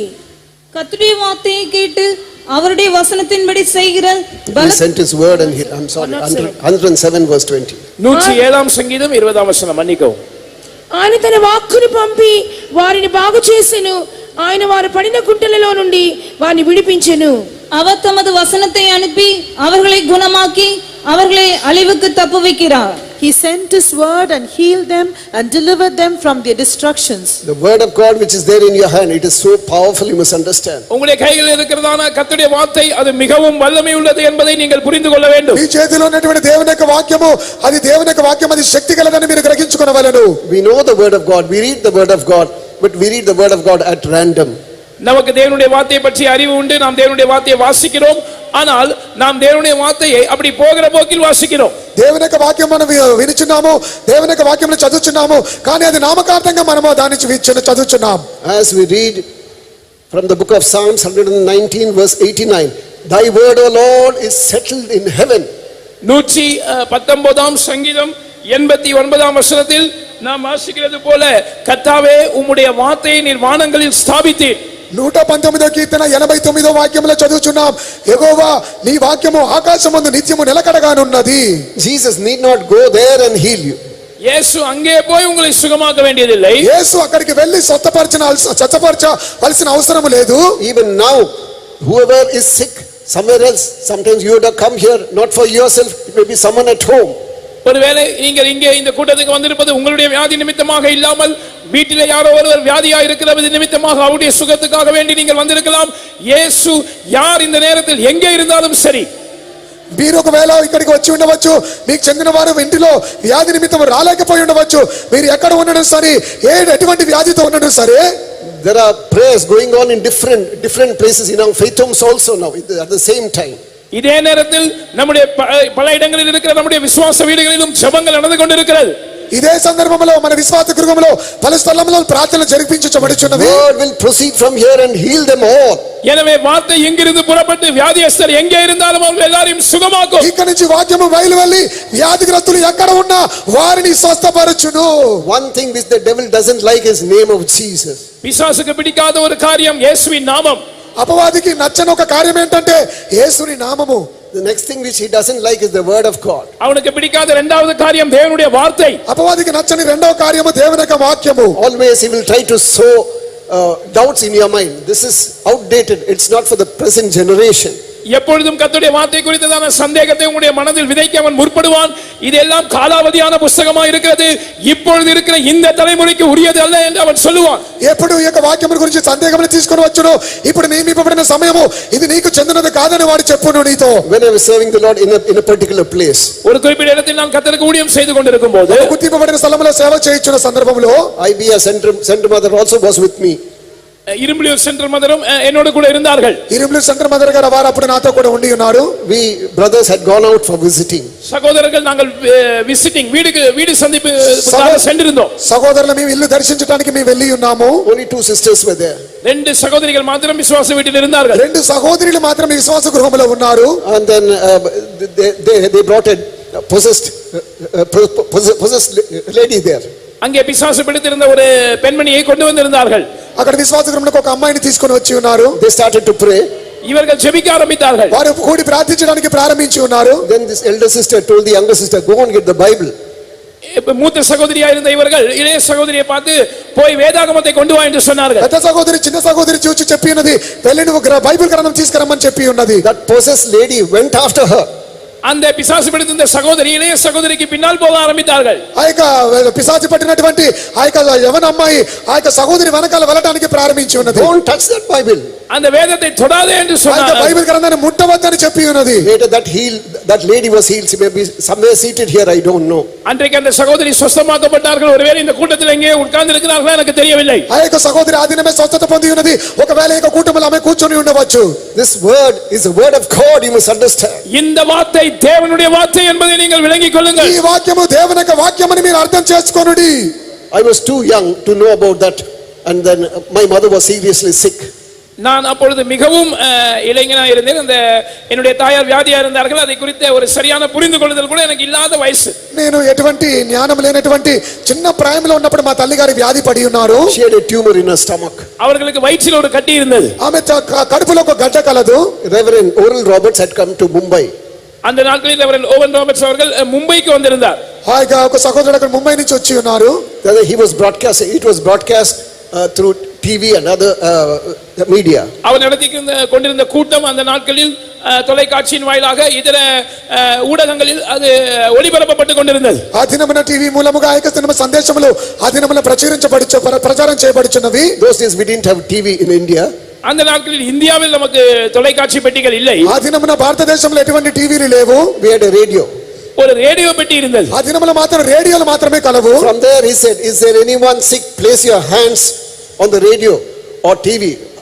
You will be completely healed. மும்பையிலிருந்து அவர் சொல்லுகிறார், உங்களில் யாராவது வியாதியா இருந்தால் நீங்கள் தொலைக்காட்சி பெட்டியின் மேல் அல்லது இந்த ரேடியோவின் மேல் நீங்கள் விசுவாசத்தோட கைகளை வையுங்கள், நீங்கள் சுகமாவீர்கள் என்று சொன்னார். ఆ యొక్క రేడియోలో ప్రార్థన జరుగుతున్న సందర్భంలో అక్కడ జరిపించుచున్నటువంటి ఆ యొక్క సేవకుడు మీకు ఎక్కడైతే వ్యాధి ఉన్నదో లేదా లేక ఆ యొక్క ప్రచారం చేయబడుచున్నదో రేడియో మీద చేతులుంచమని చెప్పి ఉన్నారు. Revival meeting was conducted in Mumbai. My mother by faith placed her hands on the radio in Bangalore. எழுப்புதல் கூட்டம் மும்பையில் நடந்து கொண்டிருந்தது. என்னுடைய தாயார் விசுவாசத்தினால் பெங்களூரில் இருந்து அந்த ரேடியோ பெட்டியின் மேல் கைகளை வைத்தார்கள். ఆ యొక్క ఉజ్జీవ కూటము ముంబైలో జరుగుతున్నది. బెంగళూరులో మా తల్లి గారి విశ్వాసంతో ఆ యొక్క రేడియో మీద చేయి పెట్టి ఉన్నారు. Perfectly healed. பூர்ணமாய் சுகமானார்கள். సంపూర్ణ స్వస్థత పొంది ఉన్నారు. She continued to live till her 74th year.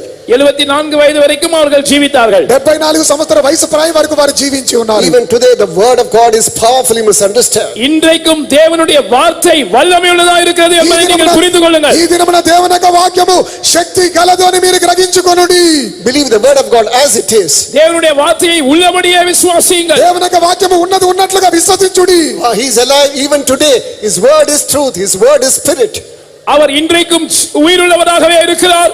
அவருடைய வார்த்தை உண்மையாக ஆவியாக இருக்கிறது. ఆయన ఈ విధంగా మనకు జీవంతో ఉన్నాడు. ఆయన యొక్క వాక్యము సజీవము గలది, అది నిజమైనదై ఉన్నది. Next, when we turn to the book of Isaiah chapter 53 verse 5. ஏசாயா 53 அதிகாரம் 5ஆம் வசனத்துக்கு நாம் வரும்போது, యెషయా 53వ అధ్యాయం 5వ వచనం మనకు వచ్చినప్పుడు, by his stripes ye are healed. அவருடைய தழும்புகளால் நாம் குணமாகிறோம். ఆయన పొందిన దెబ్బల చేత మనకు స్వస్థత కలుగుచున్నది. Why did Jesus take stripes on his back? இயேசு ஏன் தன்னுடைய முதுகில் வாரடிகளினால் தழும்புகளை ஏற்றுக்கொண்டார்? యేసుక్రీస్తు ఎందుకొరకు తన వీపులో ఆయన గాయములు పొంది ఉన్నాడు? They plowed my back, he says.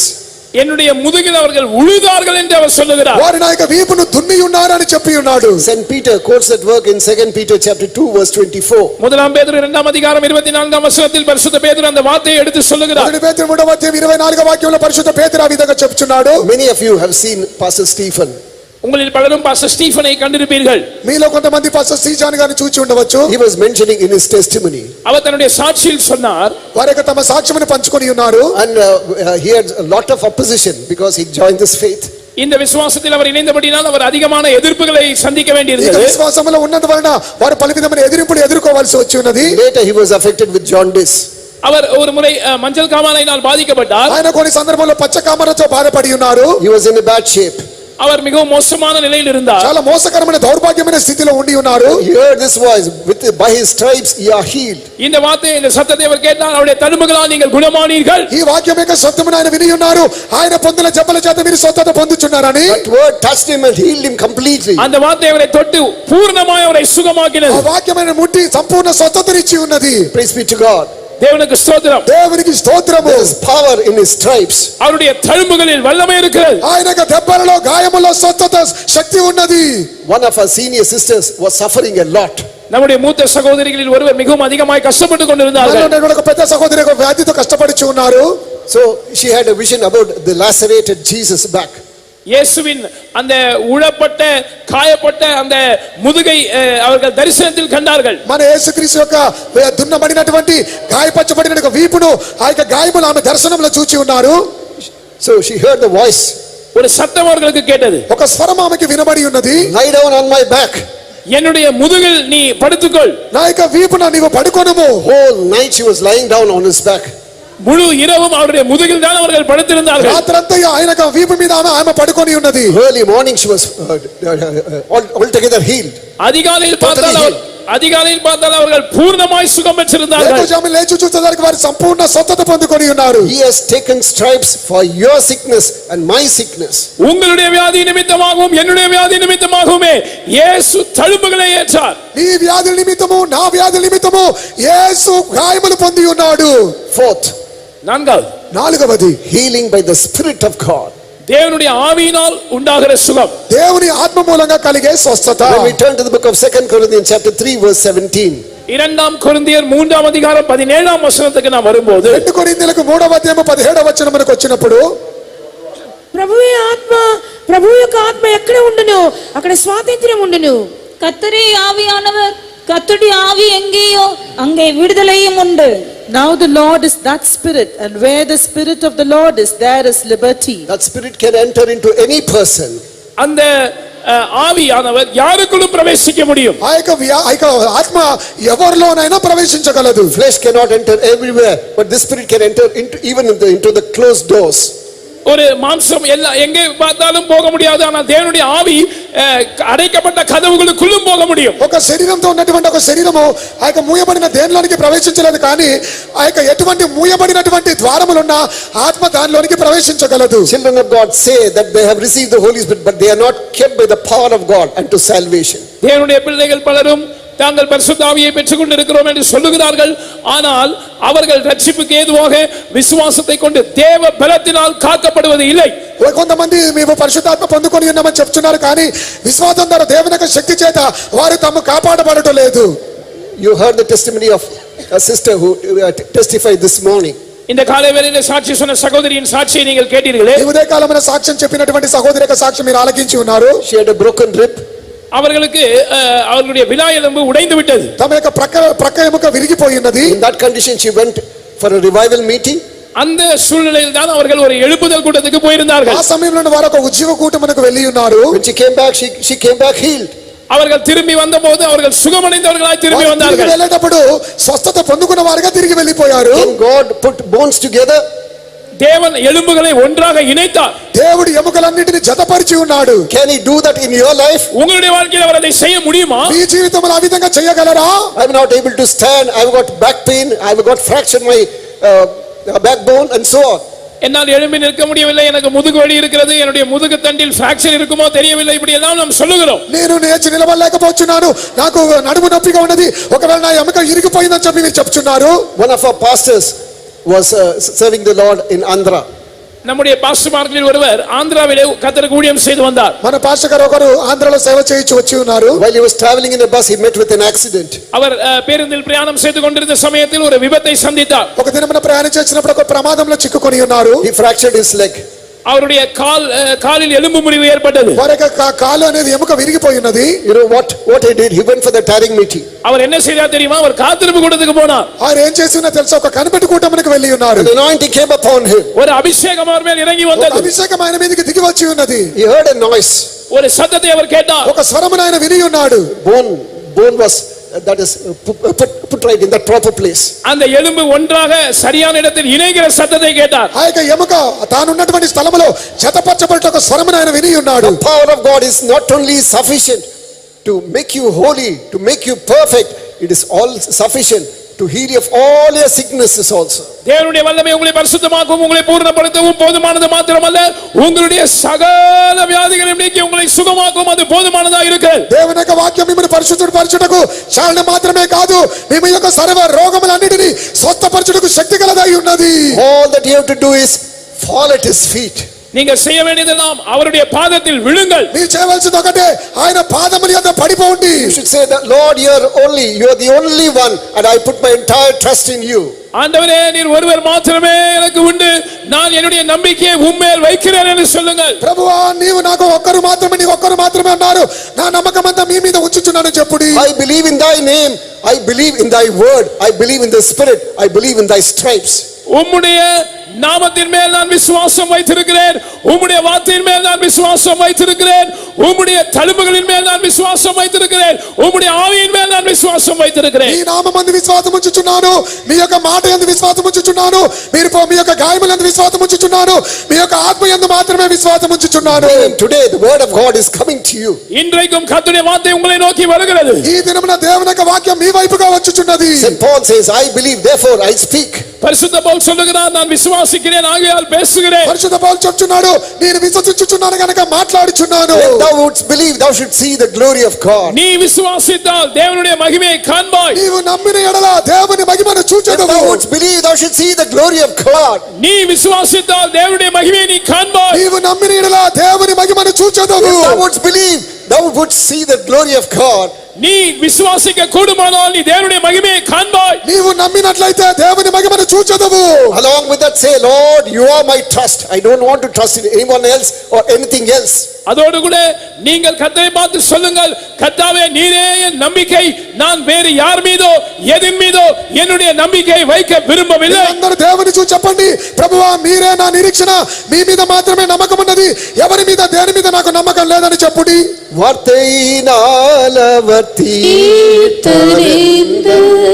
வியாதியும் வேதனையும் வைத்தியரோ, வார்த்தையினால் அவர் தீர்த்தறிந்த வியாதியும் வேதனையும் இயேசுவல்லோ சாந்தினவோ, இகமதில் வீரி மகாரமில்லை. இயேசுவல்லோ சாந்தினவோ, இகமதில் வீரி மகாரமில்லை. All of you clap your hands and sing. வார்த்தையினால் யாருக்கு தெரிந்த பாட்டு எல்லாரும் கரங்களை தட்டி பாடுங்க. It's a familiar song. All of you clap your hands and sing. అందరు లేచి చప్పట్లు కొట్టి పాట పాడండి. மாத்ரீனாலவதி தரிந்து வியாதியும் வேதனையும் இயேசுவலா சோர்ந்திடவும் இடமதில் வீரி மக்காரமில்லை இயேசுவலா சோர்ந்திடவும் இடமதில் வீரி மக்காரமில்லை மாத்ரீனாலவதி தரிந்து வியாதியும் வேதனையும்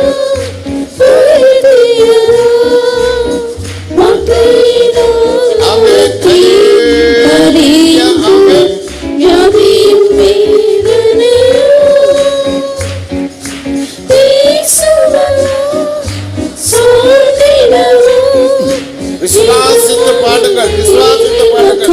Sing with faith. ஆமென்.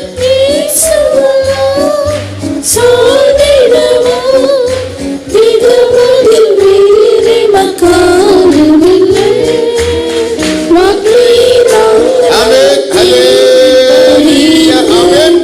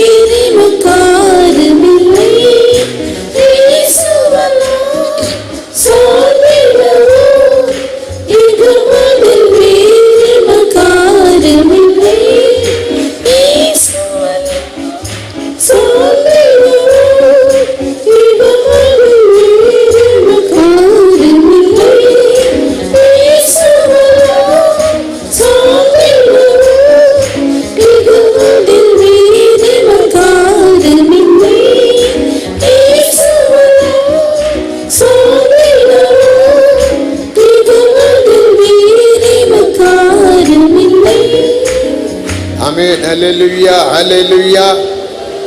கேட்ட வசனத்துக்கு முற்றிலுமாக ஒப்பு கொடுங்கள். Let us surrender ourselves completely to the words of God that we heard. విన్న వాక్యమునకు సంపూర్ణముగా సమర్పించుకొనుడి. அபிஷேகத்தினால் ஆவியினால் விடுதலை உண்டு என்று நாம் கேட்டோம். We heard that by the anointing, by the Spirit of God, we have deliverance. అభిషేకం ద్వారా ఆత్మ ద్వారా విడుదల ఉందని మీరు విన్నారు. ஆவி எங்கேயோ அங்கே விடுதலை. Where the Spirit of the Lord is, there is liberty. ఎక్కడ ఆత్మ ఉందో అక్కడ విడుదల. அதை விசுவாசிக்கிறவங்க மட்டும் அல்லேலூயா சொல்லுங்கள். Those who believe that, அப்போ ஆவி எங்கேயோ அங்கே விடுதலை. where the Spirit of the Lord is, there is liberty. ఆత్మ ఎక్కడ ఉందో అక్కడ విడుదల. இப்போ நீங்கள் வியாதியில் வந்திருக்கிறீர்கள். Now you have come with sicknesses. ఇప్పుడు వ్యాధి వచ్చింది. பிரச்சனையில் You have வந்திருக்கிறீர்கள். come with problems. అందరూ వచ్చి వరుసగా பலவிதமான போராட்டத்திலும் You வந்திருக்கிறீர்கள். have come with various struggles. అనేక దుఃఖం పోరాటం இயேசு వచ్చారు. நமது மத்தியே உண்டு. Jesus is in our midst. యేసు మన మధ్యలో ఉన్నాడు. இயேசுவின் நாமத்தில் கேளுங்கள் அப்போது கிடைக்கும் என்று நாம் இப்போது கேட்டோம். We also heard that இயேசுவின் நாமத்தினால் விடுதலை. there is deliverance in the name of Jesus. Ask ye in the name of Jesus and you will get it. యేసు నామములో విడుదల ఉంది కనుక యేసు నామములో అడుగుడి. இயேசுவின் வசனத்தினால் விடுதலை. By the word of Jesus you have deliverance. యేసు వాక్యం ద్వారా విడుదల. தழும்புகளால் குணமானீர்கள். You are healed by his stripes. ఆయన పొందిన దెబ్బలు அபிஷேகத்தினால் விடுதலை. By anointing you have deliverance. అభిషేకం ద్వారా విడుదల. ஏறக்குறை எல்லா விசுவாசிகள் தான். Most of you are believers.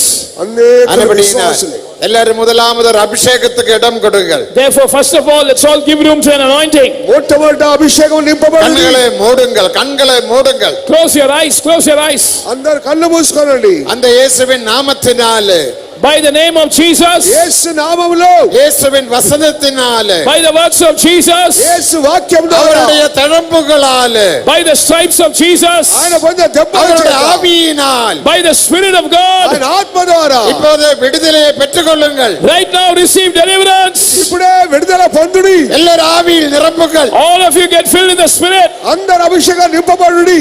கரங்களை தட்டி தட்டி ஆவியில் நிரப்புங்கள். Clap your hands and get filled in the Spirit. చప్పట్లు కొట్టుకుంటా ఆత్మలో నింపబడండి. அபிஷேகத்தினால் விடுதலையை பெறுவீர்கள். You will receive deliverance by the anointing. ఇప్పుడే అనేకులు విడుదల పొందుచున్నారు. அபிஷேகத்தினால் அடிமை நுகத்தை முறியடிப்பார். By the anointing he will break the yoke of bondage. అభిషేకం ద్వారా కాడి எல்லாரும் ஆவியில் நிரப்புகள். All of you get filled in the Spirit. అందరూ ఆత్మలో నింపబడండి. ஒருவரும் மௌனமாய் இருக்காதீர்கள். None of you must be silent. ఎవరు మౌనంగా ఉండకూడదు. ஒரு மனதோடு ஆவியில் நிரப்புகள். With oneness of mind get filled in the Spirit. అందరూ ఆత్మలో నింపబడండి. சந்தோஷம் உண்டாகட்டும். Let there be joy. సంతోషం ఉండనివ్వండి. மனமகிழ்ச்சி நல்ல ஔஷதம். A merry heart doeth good like a medicine. సంతోషమే ఔషధం. சந்தோஷத்தை பெற்றுக்கொள்ளுங்கள். Receive that joy. ఆ సంతోషం పొందుకొనుడి. மௌனமாய் இருக்காதே. Don't be silent. మౌనముగా ఉండకూడదు. கரங்களை தட்டி தட்டி ஆவியில் நிரப்புகள். Clap your hands and get filled in the Spirit. అందరూ ఆత్మలో నింపబడుడి. 10 நிமிடம் ஆவியிலே நிரப்புகள். 10 minutes you have to get filled in the Spirit. 10 నిమిషాలు ఆత్మలో నింపబడుడి. இத தேவன் உன்னை குணமாக்குகிறார். Now God is healing you. దేవుడు నిన్ను தேவன் உன்னை தொடுகிறார். God is touching you. యేసు నిన్ను ముట్టుచున్నాడు.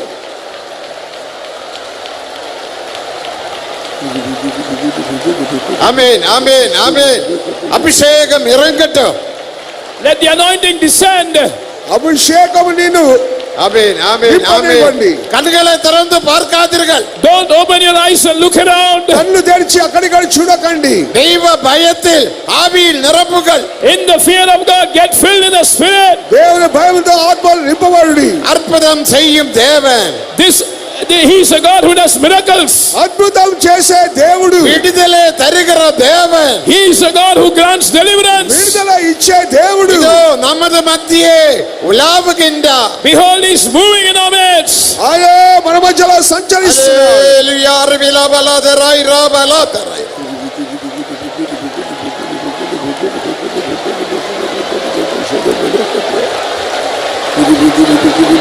ஆமென் ஆமென் ஆமென் ஆமென் ஆமென் ஆமென் ஆமென் ஹல்லேலூயா. அபிஷேகத்தினால் விடுதலை. அபிஷேகத்தினால் விடுதலை. Deliverance by the anointing. అభిషేకం ద్వారా విడుదల. உண்மையான அபிஷேகத்தை நீ பெற்றால் விடுதலையை பெற்றுக்கொள்ளலாம். If you receive the real anointing, you will receive deliverance. నిజమైన అభిషేకం పొందినట్లయితే నువ్వు విడుదల పొందగలవు. రబలదరై రబలదరై రబలదరై.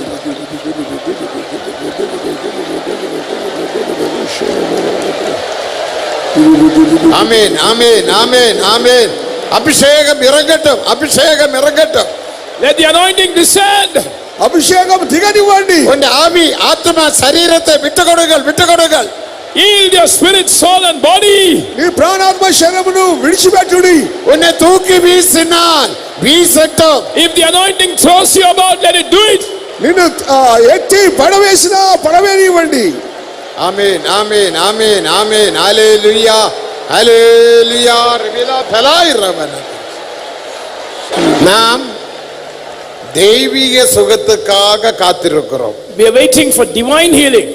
దైవిక స్వస్థత కొరకు కనిపెడుచున్నాము. விசுவாசிகள் விளங்கிக் கொள்ளுங்க, நமக்கு அற்புதம் இல்லை. Believers must understand that for believers we don't have miracles. విశ్వాసులు తెలుసుకోవాలి, మనకు అద్భుతం లేదు. தேவனுடைய வசனத்தை தேவனே உறுதிப்படுத்தும்படியாக அற்புதத்தை தேவன் செய்கின்றார். God does miracles in order to confirm his word himself.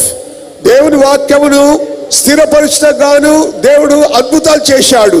Pastor Alvin அற்புதம் செய்தார். Pastor Alvin used to do miracles. Pastor Alvin గారు అద్భుతాలు చేశాడు. பெரிய பெரிய பெரிய அற்புதங்கள் செய்தார். He did many big miracles. అనేక అద్భుతాలు చేశాడు. எதற்காக? Why? ఎందుకొరకు? எதற்காக அந்த நாட்களில் அந்த அற்புதங்கள் நடந்தது? Why did miracles happen those days? ఆ దినములో అద్భుతాలు జరిగినవి. சீயோனின் உபதேசத்தை ஸ்தாபிக்கும்படியாக, To establish the doctrine of Zion. సియోను ఉపదేశం స్థాపించిన కొరకు, விவாகம் செய்யாமல் ஊழியம் செய்யலாம் என்ற உபதேசத்தை ஸ்தாபிக்கும்படியாக, To establish the doctrine that you can serve the Lord being a celibate. వివాహం లేకుండా సేవ చేయవచ్చునని స్థాపించడానికి. இன்றைக்கு அந்த உபதேசம் நமக்கு யாவருக்கும் தெரியும். யாவரும் ஒத்துக்கொள்ளுகிறோம். Today we know that doctrine and we all agree to it. మన ఉపదేశం అందరికీ తెలుసు, దాన్ని ఒప్పుకోవాలి. இயேசுவே மெய்யான தேவனும் நித்திய ஜீவனும் என்று நாம் யாவரும் ஒத்துக்கொள்ளுகிறோம். We all agree that Jesus is the true God and eternal life. యేసుక్రీస్తు నిజమైన దేవుడని మనం అందరం ఒప్పుకుంటున్నాం. நாம் போதிக்கிற வசனங்கள் உபதேசங்கள் உண்மையானது என்று நாம் ஒத்துக்கொள்ளுகிறோம். We agree that the doctrines that we teach are true. మనం బోధిస్తున్న ఉపదేశము సత్యమని ఒప్పుకుంటున్నాం. அப்போது நம்முடைய ஜீவியத்தில் அற்புதமெல்லாம் நடக்க வேண்டியது. Therefore miracles are not supposed to take place in our life. అద్భుతాలు అనేవి జరగవలసి ఉంటుంది. அற்புதத்தில் பரிசுத்தம் இல்லை. There is no holiness in miracles. అద్భుతాల కొరకు పరిశుద్ధత అవసరం நமக்கு లేదు. தேவையானது தெய்வீக சுகம். We need divine healing. మనకు కావాల్సిన దైవిక స్వస్థత. தெய்வீக சுகத்தின் உபதேசம் என்ன? What is the doctrine of divine healing? దైవిక స్వస్థ ఉపదేశం ఏమిటి? யாக்கோபு 5ஆம் அதிகாரம் 16 15 வசனங்கள் வாசிக்கும் போது, When we read James chapter 5 verses 14 and 15, యాకోబు పత్రిక 5వ అధ్యాయం 16 17 நீங்கள் వచనం. சொஸ்தம் அடையும்படிக்கு உங்கள் குற்றங்களை ஒருவருக்கொருவர் அறிக்கையிட்டு confess your faults one to another that ye may be healed. మీరు స్వస్థత పొందినట్లుగా ఒకరి పాపములు ఒకరు ఒప్పుకొనుడి. ஒருவருக்காக ஒருவர் ஜெபம் பண்ணுங்க. And pray one for another. ఒకరి కొరకు ఒకరు ప్రార్థించుడి. அப்பொழுது விசுவாசமுள்ள ஜெபம் பிணியாளியை ரட்சியும். The prayer of faith shall save the sick. అప్పుడు విశ్వాసయుతమైన ప్రార్థన రోగిని அவன் స్వస్థపరచును. பாவம் செய்தவனானால் அவனுக்கு மன்னிக்கப்படும். If he has committed sin, it will be forgiven him. వాడు పాపం చేసినట్లయితే వారికి క్షమాపణ దొరుకును. இன்றைக்கு எத்தனையோ விசுவாசிகள் குடும்பங்களில் மனைவியோட புருஷனோட சரியான பேச்சுவார்த்தை இல்லை. Today many believers in your families, wives don't speak to the husbands and vice versa. ఈ దినంలో అనేక విశ్వాసులు భార్యతోని భర్తతోని సమాధానం లేదు. எவ்வளவு விதமான சந்தேகங்களும் பிரச்சனைகளும் குடும்பங்களில் காணப்படுகிறது. So many doubts, so many quarrels in the family. అనేక సందేహములతోనూ అనేక సమస్యలతోనూ నింపబడి விதமான ఉన్నది. கசப்பும் வைராக்கியமும் வைத்தால் எந்த தேவன் உங்களை குணமாக்குவார்? If you harbor hatred and bitterness and jealousy like this, which God will heal you? ఇటువంటి సమస్యలన్నీ నీలో ఉన్నట్లయితే ప్రభు ఎలా நாம் స్వస్థపరచును? சீயோனாக எருசலேமாக மாற்றப்பட வேண்டும். We must be made Zion and Jerusalem. మనం సియోను గాను యెరూషలేముగా మార్చబడవలెను. எருசலேம் என்று சொன்னால் சீயோன் என்று சொன்னால் கரை தீர முதலானது ஒன்றுமில்லாமல் பரிசுத்தமும் பிழையற்றதுமான மகிமையுள்ள சபை. Zion and New Jerusalem means a holy and glorious church without blemish, having no spot, wrinkle or any such thing. సియోను యెరూషలేము అని చెప్పినప్పుడు మచ్చ డాగు ముడత లేని ఒక మహిమగల సంఘం. உங்கள் ஆவி ஆத்ம சரீரம் முழுவதும் இயேசு கிறிஸ்து மகிமையில் வெளிப்படும் போது குற்றமற்றதாக இருக்கும்படி காக்கப்படுவதாக. Let your spirit, soul and body be preserved blameless, having been entirely sanctified until the day of Christ. నీ ప్రాణాత్మ శరీరము ప్రభు రాకడ వరకు నిర్దోషంగా కనబడవలెను. இனி பழைய ஏற்பாட்டில் உன்னத பாட்டு 4ஆம் அதிகாரம் 7ஆம் வசனத்தை வாசிக்கும் போது, When we read a Song of Solomon chapter 4 and verse 7, పరమగీతములో 4వ అధ్యాయమును 7వ వాక్యం చదువుతాము. நீ Rupavati, my dove, my fair one, నా యొక్క ప్రియురాలు సుందరి, உன்னில் பழுத ஒன்றுமில்லை. there is no spot in thee. ఆమెలో ఎటువంటి కలంకం లేదు. இன்றைக்கு என்னில் பழுதில்லை என்று சொல்லக்கூடியவர்கள் எத்தனை பேர்? பலரும் இருப்பார்கள். Today how many of you can say there is no spot in me? There will be some. ఈ దినంలో ఎంతమంది అలాంటి ఒక சின்ன జవాబు சின்ன చెప్పగలరు? பிரச்சனைகள் வரும்போது வேலை செய்கிற இடங்களிலும் நீ தங்குற இடத்திலும் எத்தனையோ பிரச்சனைகள் போராட்டங்களில் நீங்கள் காணப்படுகிறீர்கள். In your workplace, in the place where you stay, we are seen in many troubles when problems crop up. నువ్వు ఉన్న స్థలంలోను పని స్థలంలోను అనేక సమస్యలతో నువ్వు ఉంటున్నావు.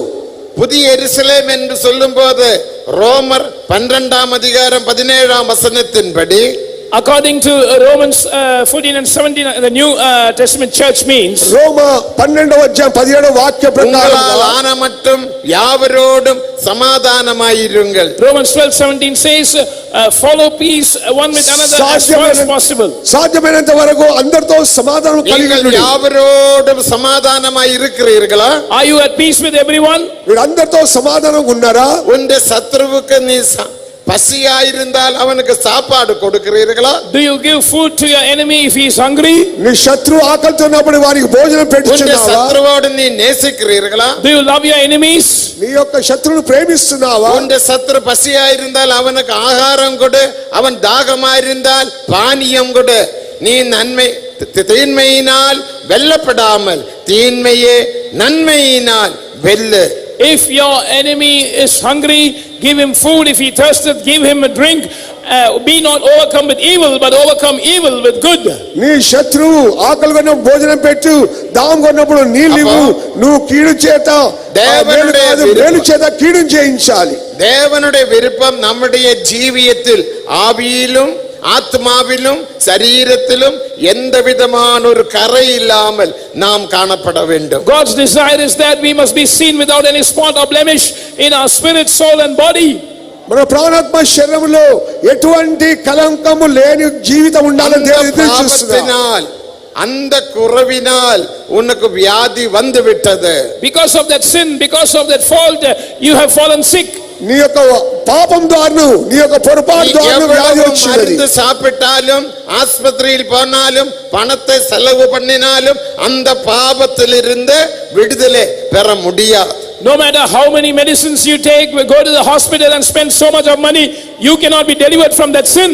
ఏ హాస్పిటల్ పోయినప్పటికీ ఎంతగా డబ్బు ఖర్చు పెట్టినప్పటికీ ఆ పాపం నీ యొద్ద నుంచి పోనే పోదు. தேவன் உன்மேல் வைத்ததான அந்த நல் பொருளை நீ பாதுகாக்க வேண்டுமானால், if you have to preserve the good thing which the Lord has kept in you, దేవుడు ఇచ్చిన దాన్ని నువ్వు జాగ్రత్తగా కాపాడుకోవాలంటే இந்த குற்றங்கத்தில் இருந்து நீ வெளியே வர வேண்டும். you must come out of your fault. నీ యొక్క పొరపాట్ల నుంచి బయటికి రావాలి. அது தேவனுடைய விருப்பம். That is the will of God. అదే దేవుని యొక్క చిత్తం.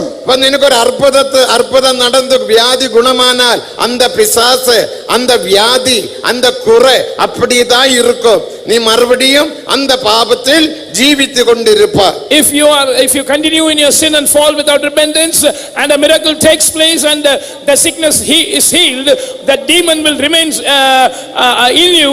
You will continue in your sins and you will again fall sick. వ్యాధి బలం చేతను వచ్చినప్పుడు అద్భుత సూచక జరుగుతూనే ఉంటవి. అయినప్పటికీ ఆ సాతాను శక్తులు ఆ వ్యాధులు నీతోనే ఉంటున్నవి, అది విడిచిపోదు. ஆனபடியினால் தெய்வீக சுக உபதேசத்தின் பிரகாரம் யாக்கோபு 5:15-16 வசனத்தின்படி ஒரு 5 நிமிடம் உங்களுடைய கண்களை மூடி ಒಂದು பாபாரிக்க செய்யுங்கள். So according to the உப்புரவாகாதவர்கள் உப்புரவாய் கொள்ளுங்க. பேசாதவர்கள் மற்றவர்களோடு பேச தீர்மானம் பண்ணுங்கள். அப்போது சுகம் உண்டாகும். So therefore, according to the doctrine of divine healing mentioned in James chapter 5 verses 14 and 15, for 5 minutes let's all close our eyes, take time to cleanse ourselves of all our faults by confessing them with a real repentance. If there is any bitterness against anyone, you're not speaking with one another, go and speak with them. If you're not reconciled with someone, go and be reconciled. Then you will receive healing. యాకోబు రాసిన పత్రిక 5:15-16 వాక్య ప్రకారము ఒకరినొకరు ఒప్పుకొనుడి, అందరితో సమాధానపడుడి. ఎప్పుడైతే మీరు సమాధాన పడుచున్నారో అప్పుడే మీకు స్వస్థత అనేది కలుగుచున్నది. நீங்கள் சொஸ்தமடையும்படிக்கு உங்கள் குற்றங்களை ஒருவருக்கொருவர், புருஷன் மனைவியோடு சொல்லலாம், மனைவி புருஷனோடு சொல்லலாம், உன் பிள்ளைகளோடும் சொல்லலாம். ஒருவரோடு ஒருவர் அறிக்கையிட்டு ஒருவருக்காக ஒருவர் ஜெபம் பண்ணுங்கள். அப்பொழுது விசுவாசமுள்ள ஜெபம் பிணியாளியை ரட்சியும். அவன் பாவம் செய்தவனானால் அது அவனுக்கு மன்னிக்கப்படும். இந்த வார்த்தையை எத்தனை பேர் விசுவாசிக்கிறீர்கள்? விசுவாசிக்கிறவங்க கரங்களை உயர்த்தி ஒரு அல்லேலூயா சொல்லுங்கள். உண்மையாக நீங்க யாவரோடு சமாதானமாய் இருக்கிறீர்களா? சில வீட்டில சமாதானம் இல்ல, புருஷனுக்கு மனைவிக்கும் பேச்சுவார்த்தை இல்ல. ஆனா கம்யூனியன் எடுக்கிறாங்க. அந்த பொல்லாத வியாதி உன் குடும்பத்தை தாக்குகிறது, உன் வியாபாரத்தில் நஷ்டம், அந்த சாபம் வளர்ந்து வளர்ந்து வருகிறது. உன் பிள்ளைகளுக்கு சரியான படிப்பு இல்லை, முன்னேற்றம் இல்லை, கல்யாணம் பண்ணினாலும் ஒன்றாக வாழ முடிகிறது இல்லை, டைவர்ஸுக்கு போறாங்க. காரணம் என்ன? உன் குற்றங்கள் நீ அறிக்கை பண்ணி நீ உப்புரவாகிறது இல்லை. Husbands are not speaking with wives, wives are not speaking with husbands. They have a hatred and bitterness and jealousy against one another, yet they take part in the communion, and because you do such presumptuous things, curse has fallen upon you, and therefore your work, your labor of hands is not blessed. The children are not able to study properly, and even if your children are getting married, they are facing problems, lack of peace, and finally ending up in divorce. All this is because you have not confessed your faults one to another and do not pray one for another. Amen. You can do it now. Confess your faults one to another, husbands to your wives, wives to your husbands, perhaps wherever possible to your children, and pray one for another, and then you will be healed. ఒకరితో ఒకరు సమాధానం లేదు, ఐక్యత లేదు, ప్రభు సంస్కారం తీసుకుంటున్నారు, అయినా గాని ఆ వ్యాధులు పెరిగిపోతూనే ఉంటున్నవి. వారి జీవితంలో ఒకరినొకరు ఒప్పుకోకుండా సమాధానపడి ఐక్యపడినప్పుడు ఆ వ్యాధులు ఇంకా పెరుగుతూనే ఉన్నవి. ఎప్పుడైతే నువ్వు సమాధానపడి అందరితో కూడా ఐక్యపడినట్లయితే నిశ్చయంగా ప్రభు ఈ రాత్రే నిన్ను స్వస్థపరుస్తున్నాడు. എല്ലാ വിശ്വാസികളും ഊഴിയர்களுം ഒരു 2 നിമിഷം ഉന്നെ താഴ്ത്തി പാപാരിക്ക ചെയ്യുങ്ങൾ. പുതിയ ആത്മാക്കൾ വേണ്ട.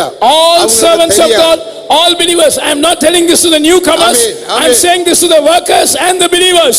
Please take time to humble yourself and confess your sins. Take 2 minutes. విశ్వాసులందరూ సేవకులందరూ 2 నిమిషాలు మిమ్మల్ని మీరే తగ్గించుకొని ఒకరు ఒప్పుకున్నట్లయితే ప్రభు నిన్ను స్వస్థపరుస్తున్నాడు. Humble yourself, humble yourself. இப்போது நீ உப்புரவாக தீர்மானித்தால் விடுதலையை பெற்றுக்கொள்ளலாம். If you make a decision to be reconciled right now, you will receive deliverance. నువ్వు అందరితో సమాధాన పడినట్లయితే నువ్వు విడుదల పొందగలవు. యేసు నేற்றும் இன்றும் என்றும் மாறாதவர். Jesus is the same yesterday, today and forever. యేసు ప్రభు నిన్న నేడు నిరంతరం அவர் ఏకరీతిగా பாவத்தை மன்னிக்கிற தேவன். He is a God who forgives sin. ఆయన నీ పాపములను క్షమించు దేవుడు. அவர் உன் பாவத்தை மன்னிப்பார். He will forgive your sins. నీ పాపములను உன் క్షమిస్తాడు. பாவங்களை மன்னித்து எல்லா வியாதிகளையும் நோய்களையும் குணமாக்குகிற தேவன். He is the one who forgives all your iniquities and sins and heals all your sicknesses and నీ infirmities. పాపములన్నీ క్షమించి నీ రోగములన్నీ ఆయన స్వస్థపరచువాడు. 2 நிமிடம் தாழ்த்தி அறிக்கைப்படுங்கள். 2 minutes. Take time to humble yourself and confess. అందరు కళ్ళు మూసుకొని తగ్గించుకొని ఒప్పుకొనుడి. All of you make a decision to be reconciled. உப்புரவாய் கொள்ளுங்க. Make a decision to be ఒకరితో reconciled. సమాధాన పడుడి. என் மனைவியோடு நான் பேசுவேன். I will speak to my wife. ఇక మీదట నా భార్యతోనే என் புருஷனோடு మాట్లాడను. நான் பேசுவேன். I will speak to my husband. నా భర్తతోనే நாங்க మాట్లాడను. ஐக்கியமாய் இருப்போம். We will be united. మేమందరం யாரோடு ఏకమవుతాం. நான் கசப்பு வைக்க மாட்டேன். I will not harbor bitterness against anyone. అందరూ కూడా ఆ యొక్క విడుదల కొరకు தேவ సమర్పించండి. சமூகத்தில் தீர்மானம் பண்ணுங்கள். Make a decision in the presence of God. అందరూ కూడా దేవుని సన్నిధిలో ఒప్పుకొనుడి. அப்பொழுது நீங்கள் விடுதலையை பெறுவீர்கள். Then you will receive deliverance. అప్పుడు నీవు నిశ్చయంగా విడుదల పొందుతున్నావు. உங்கள் குற்றங்களை ஒருவருக்கொருவர் அறிக்கையிடுங்கள். அப்பொழுது ஒருவருக்காக ஒருவர் ஜெபிக்கும் போது அந்த பாவத்தில் இருந்து விடுதலை பெற்று வியாதியில் இருந்து விடுதலை பெற்றுக் கொள்ளலாம். Confess your faults one to another and then you pray one for another and you can receive deliverance from that sickness, forgiveness from the sins as well.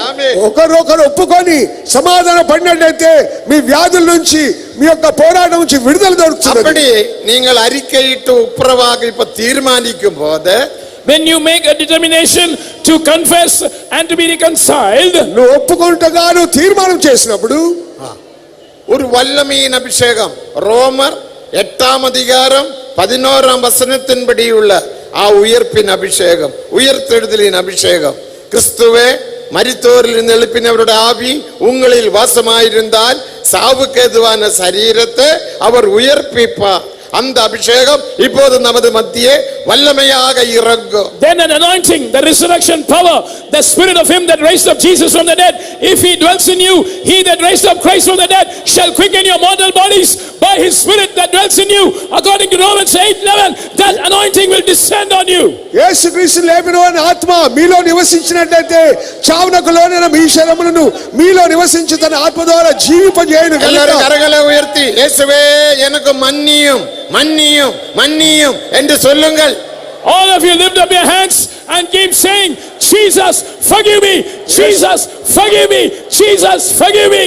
యేసు నన్ను క్షమించు, యేసు నన్ను క్షమించు అని నోరిప్పి చేతులెత్తి అడుగుడి. இனி அந்த கசப்புக்கும் வைராகியத்துக்கும் மாம்சீகமான காரியங்களுக்கு இடம் கொடுக்க மாட்டேன் தீர்மானம் பண்ணுங்க. Make a decision. I will not give room to that wrong zeal, to that bitterness, or to the unsanctified characteristics. శరీర సంబంధమైన కార్యములకు స్థలం ఇవ్వనని ఒక తీర్మానం చేయుడి. அப்பொழுது வல்லமையின் அபிஷேகத்தினால் தேவன் உன்னை நிரப்பி உன் எல்லா வியாதிகளை குணமாக்குவார். If you do that, the Lord will fill you with the anointing of his power and will heal all your sickness. అప్పుడు శక్తివంతమైన ఆత్మ చేత నింపి నీ రోగములు స్వస్థపరుస్తున్నాడు. இனி அந்த வல்லமையின் அபிஷேகத்தை உயிர்ப்பின் அபிஷேகத்தை பெற்றுக்கொள்ளுங்கள். Receive that mighty anointing, that resurrection power.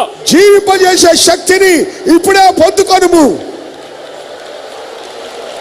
அபிஷேகம் இறங்கட்டும் இறங்கட்டும். Let the anointing descend, let it descend. అభిషేకం దిగనివ్వండి. உன் தீர்மானத்தை தேவன் ஏற்றுக்கொண்டார். God has accepted your determination. నీ తీర్మానము దేవుడు అంగీకరించాడు.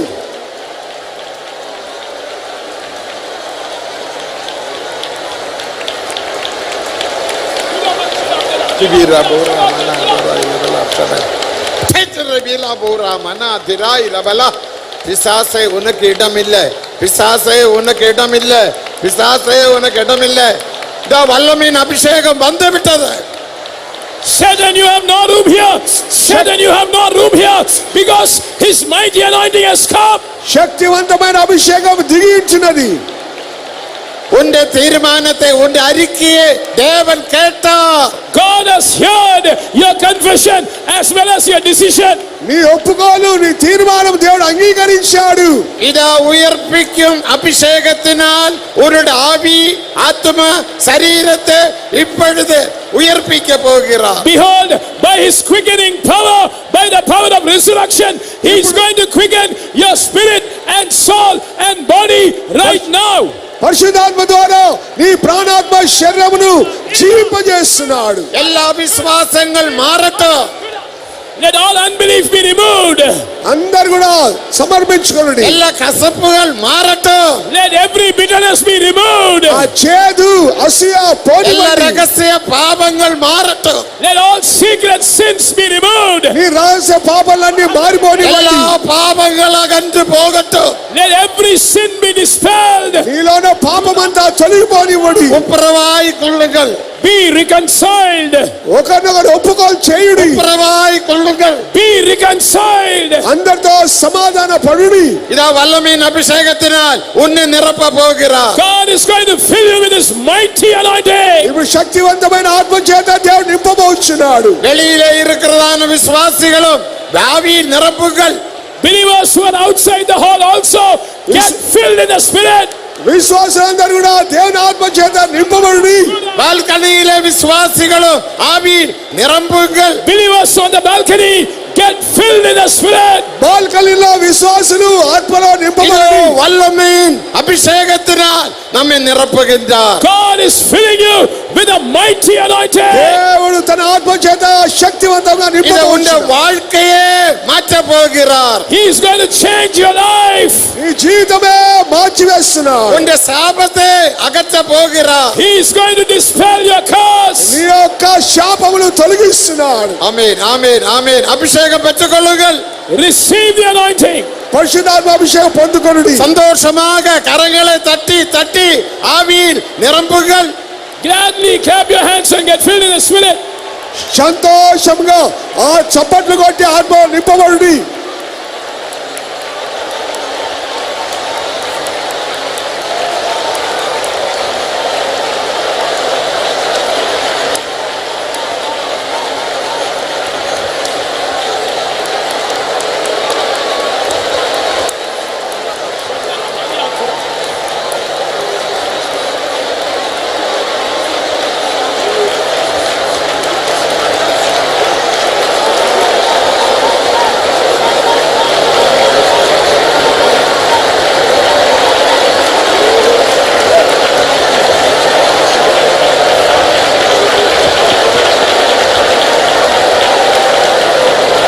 ஆமென் ஆமென் ஆமென் ஆமென் ஆமென். சுத்திகரிக்கப்பட்டவரில் வல்லமையின் அபிஷேகம் இறங்கி கொண்டிருக்கிறது. On those who are sanctified, his mighty power is descending. ఎవరైతే తమ తాము పరిశుద్ధపరచుకున్నారో వారి మీద శక్తివంతమైన ఆత్మ దిగి వచ్చింది. சுத்திகரிக்கப்படாதவர்களுடைய ஹிருதயம் கடினப்பட்டு கொண்டிருக்கிறது. At the same time, those who are not sanctified, your heart is getting hardened. అభిషేకం ద్వారా నీ ఆత్మ జీవితం మారిపోతుంది. அருமையான சகோதரனே சகோதரியே, sister, கடினப்படுத்தாதே. Don't harden your heart. సోదరా సోదరి, ఇక నీ పాపం నీలో ఉండదు. தேவ அன்பினால் நிரம்புங்கள். Get filled with the love of God. దేవుని ప్రేమ చేత నింపబడుడి. கரங்களை தட்டி தட்டி சந்தோஷமாக ஆவியில் நிரம்புங்கள். Clap your hands and with joy get filled in the spirit. చప్పట్లు కొట్టి కొట్టి ఆత్మ చేత సంతోషంగా నింపుడి. உங்கள் சரீரத்தை விட்டு கொடுங்கள். Yield your bodies. నీ శరీరమును విడిచిపెట్టుము. உன்னை தூக்கி வீசினால் வீசட்டும். If the anointing throws you around, let it do it.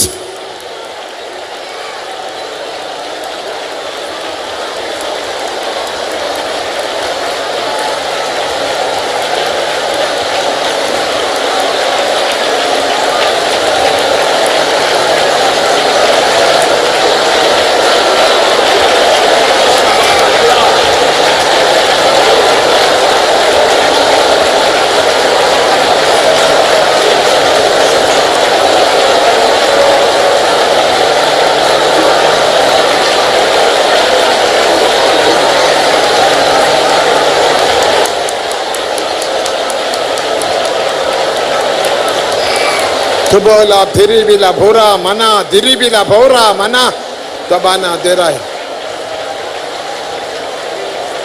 எல்லா வாலண்டியர் சகோதரிகள் சகோதரங்கள், நீங்கள் நின்று கொண்டு ஆவியில நிரம்புங்கள். Volunteer brothers sisters who are standing, get filled in the spirit. நீங்களும் கண்களை மூடி ஆவியில் நிரம்புங்கள். Close your eyes and get filled in the spirit. Volunteers అందరూ కళ్ళు మూసుకొని ఆత్మలో నింపబడుడి. இதோ தேவ மகிமையினால் இந்த இடத்தை தேவன் நிரப்பி விட்டார். God has filled this place with his glory. దేవుని మహిమ చేత దేవుడు నింపి ఉన్నాడు. ஆத்துமமே என் முழு உள்ளமே உன் அற்புத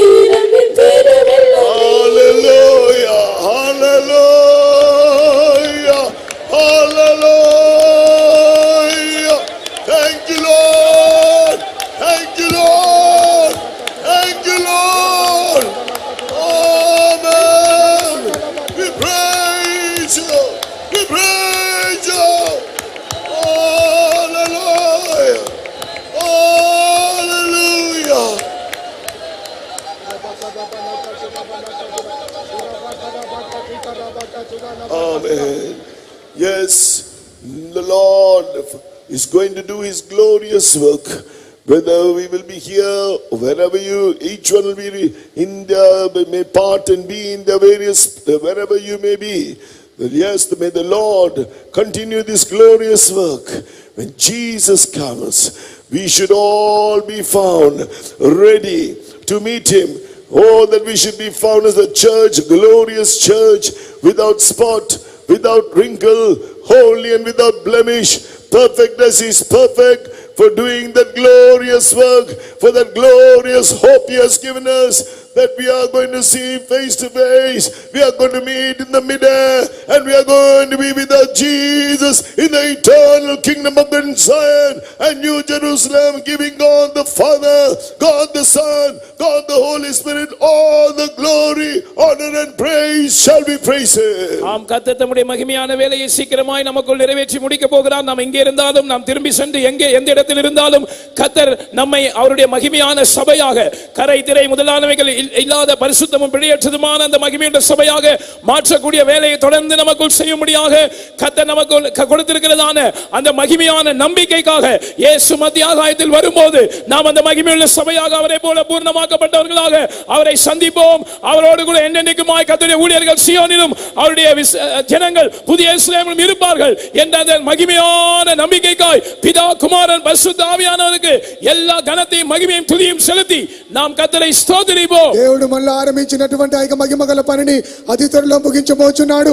మనం ఎక్కడున్నాను, ఏ స్థలంలో ఉన్నాను కూడా మచ్చ డాగు ముడతలేని మహిమగల సంఘముగా, నిర్దోషమైన సంఘముగా మార్చబడినట్లుగా, దేవునికి మహిమగల పని మనలో ఆరంభించబడినట్లుగా, దేవునికి నిత్య రాజ్యము గాను సియోను గాను యెరూషలేము గాను మార్చబడి ప్రభు ప్రత్యక్షమైనప్పుడు ఆయన తందించడానికి దేవుడు మనం సిద్ధపరిచినట్లుగా తండ్రి కుమార పరిశుద్ధాత్మ నామములో మనం ఆయనకు స్తుతి ఘనత మహిమను చెల్లించి మనమందరం దేవుని స్తోత్రించుదాము. Lord, we praise you. Oh Lord God, oh Father, Lord Jesus, oh God, Holy Spirit, give you all the glory, all the honor, all the praise. You alone are worthy. Let us pray. ஜெபிப்போம்.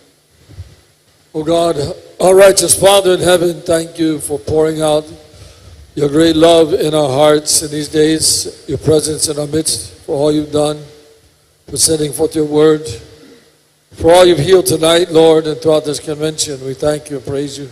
For the many who have come to know you, the many who have received the Holy Spirit, the many who have dedicated their lives to you, we thank you. For all your grace and abundance that you bestowed upon us, for your glorious presence revealed to us all, we thank you in Jesus' name. அருமையான நல்ல பிதாவே, நன்றியோடுமே துதிக்கிறோம். கிருபையால் இந்த வருடத்திலே இரும்பிலி ஒரு கன்வென்ஷனை நீர் பொருட்படுத்தபடியினால் ஸ்தோத்திரம். ஆயத்த வேலைகள் எல்லாம் ஏற்ற சமயத்தில் செய்து முடிக்க உதவி செய்தீர். அதற்காக பாடுபட்ட எல்லா தேவ ஜனங்களுக்காக ஸ்தோத்திரம்.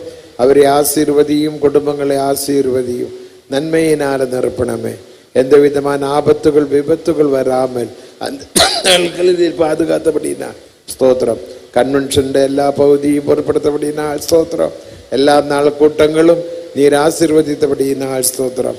இந்த நாட்களிலும் எந்த விதமான பிரச்சனைகள், போராட்டங்கள், மரணங்கள், ஆபத்துகள், விபத்துகள் வராமல் கண்மணி போல பாதுகாத்தீர். மகிமையினால் இந்த இடத்தை நிரப்பினீர். அதற்காக ஸ்தோத்திரம். வெளிப்படுத்திய எல்லா சத்திய வசனங்களுக்காக ஸ்தோத்திரம். கடைசியில் ஹீலிங் சர்வீஸ் அதுவும் நீர் பொருட்படுத்தீர். அநேகரை குணமாக்கினீர்.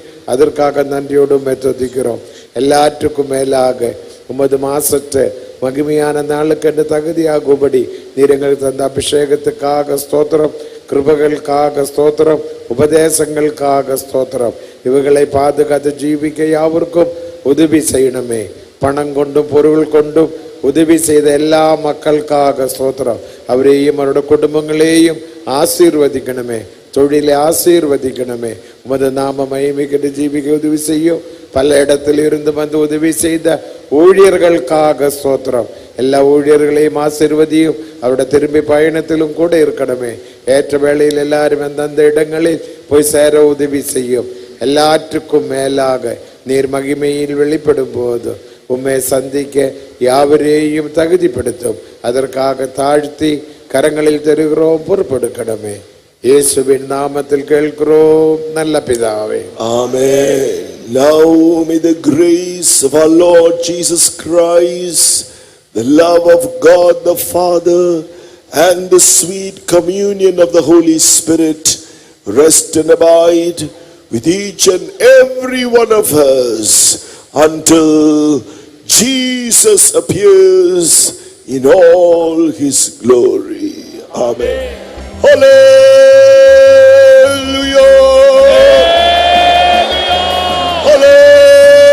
Hallelujah.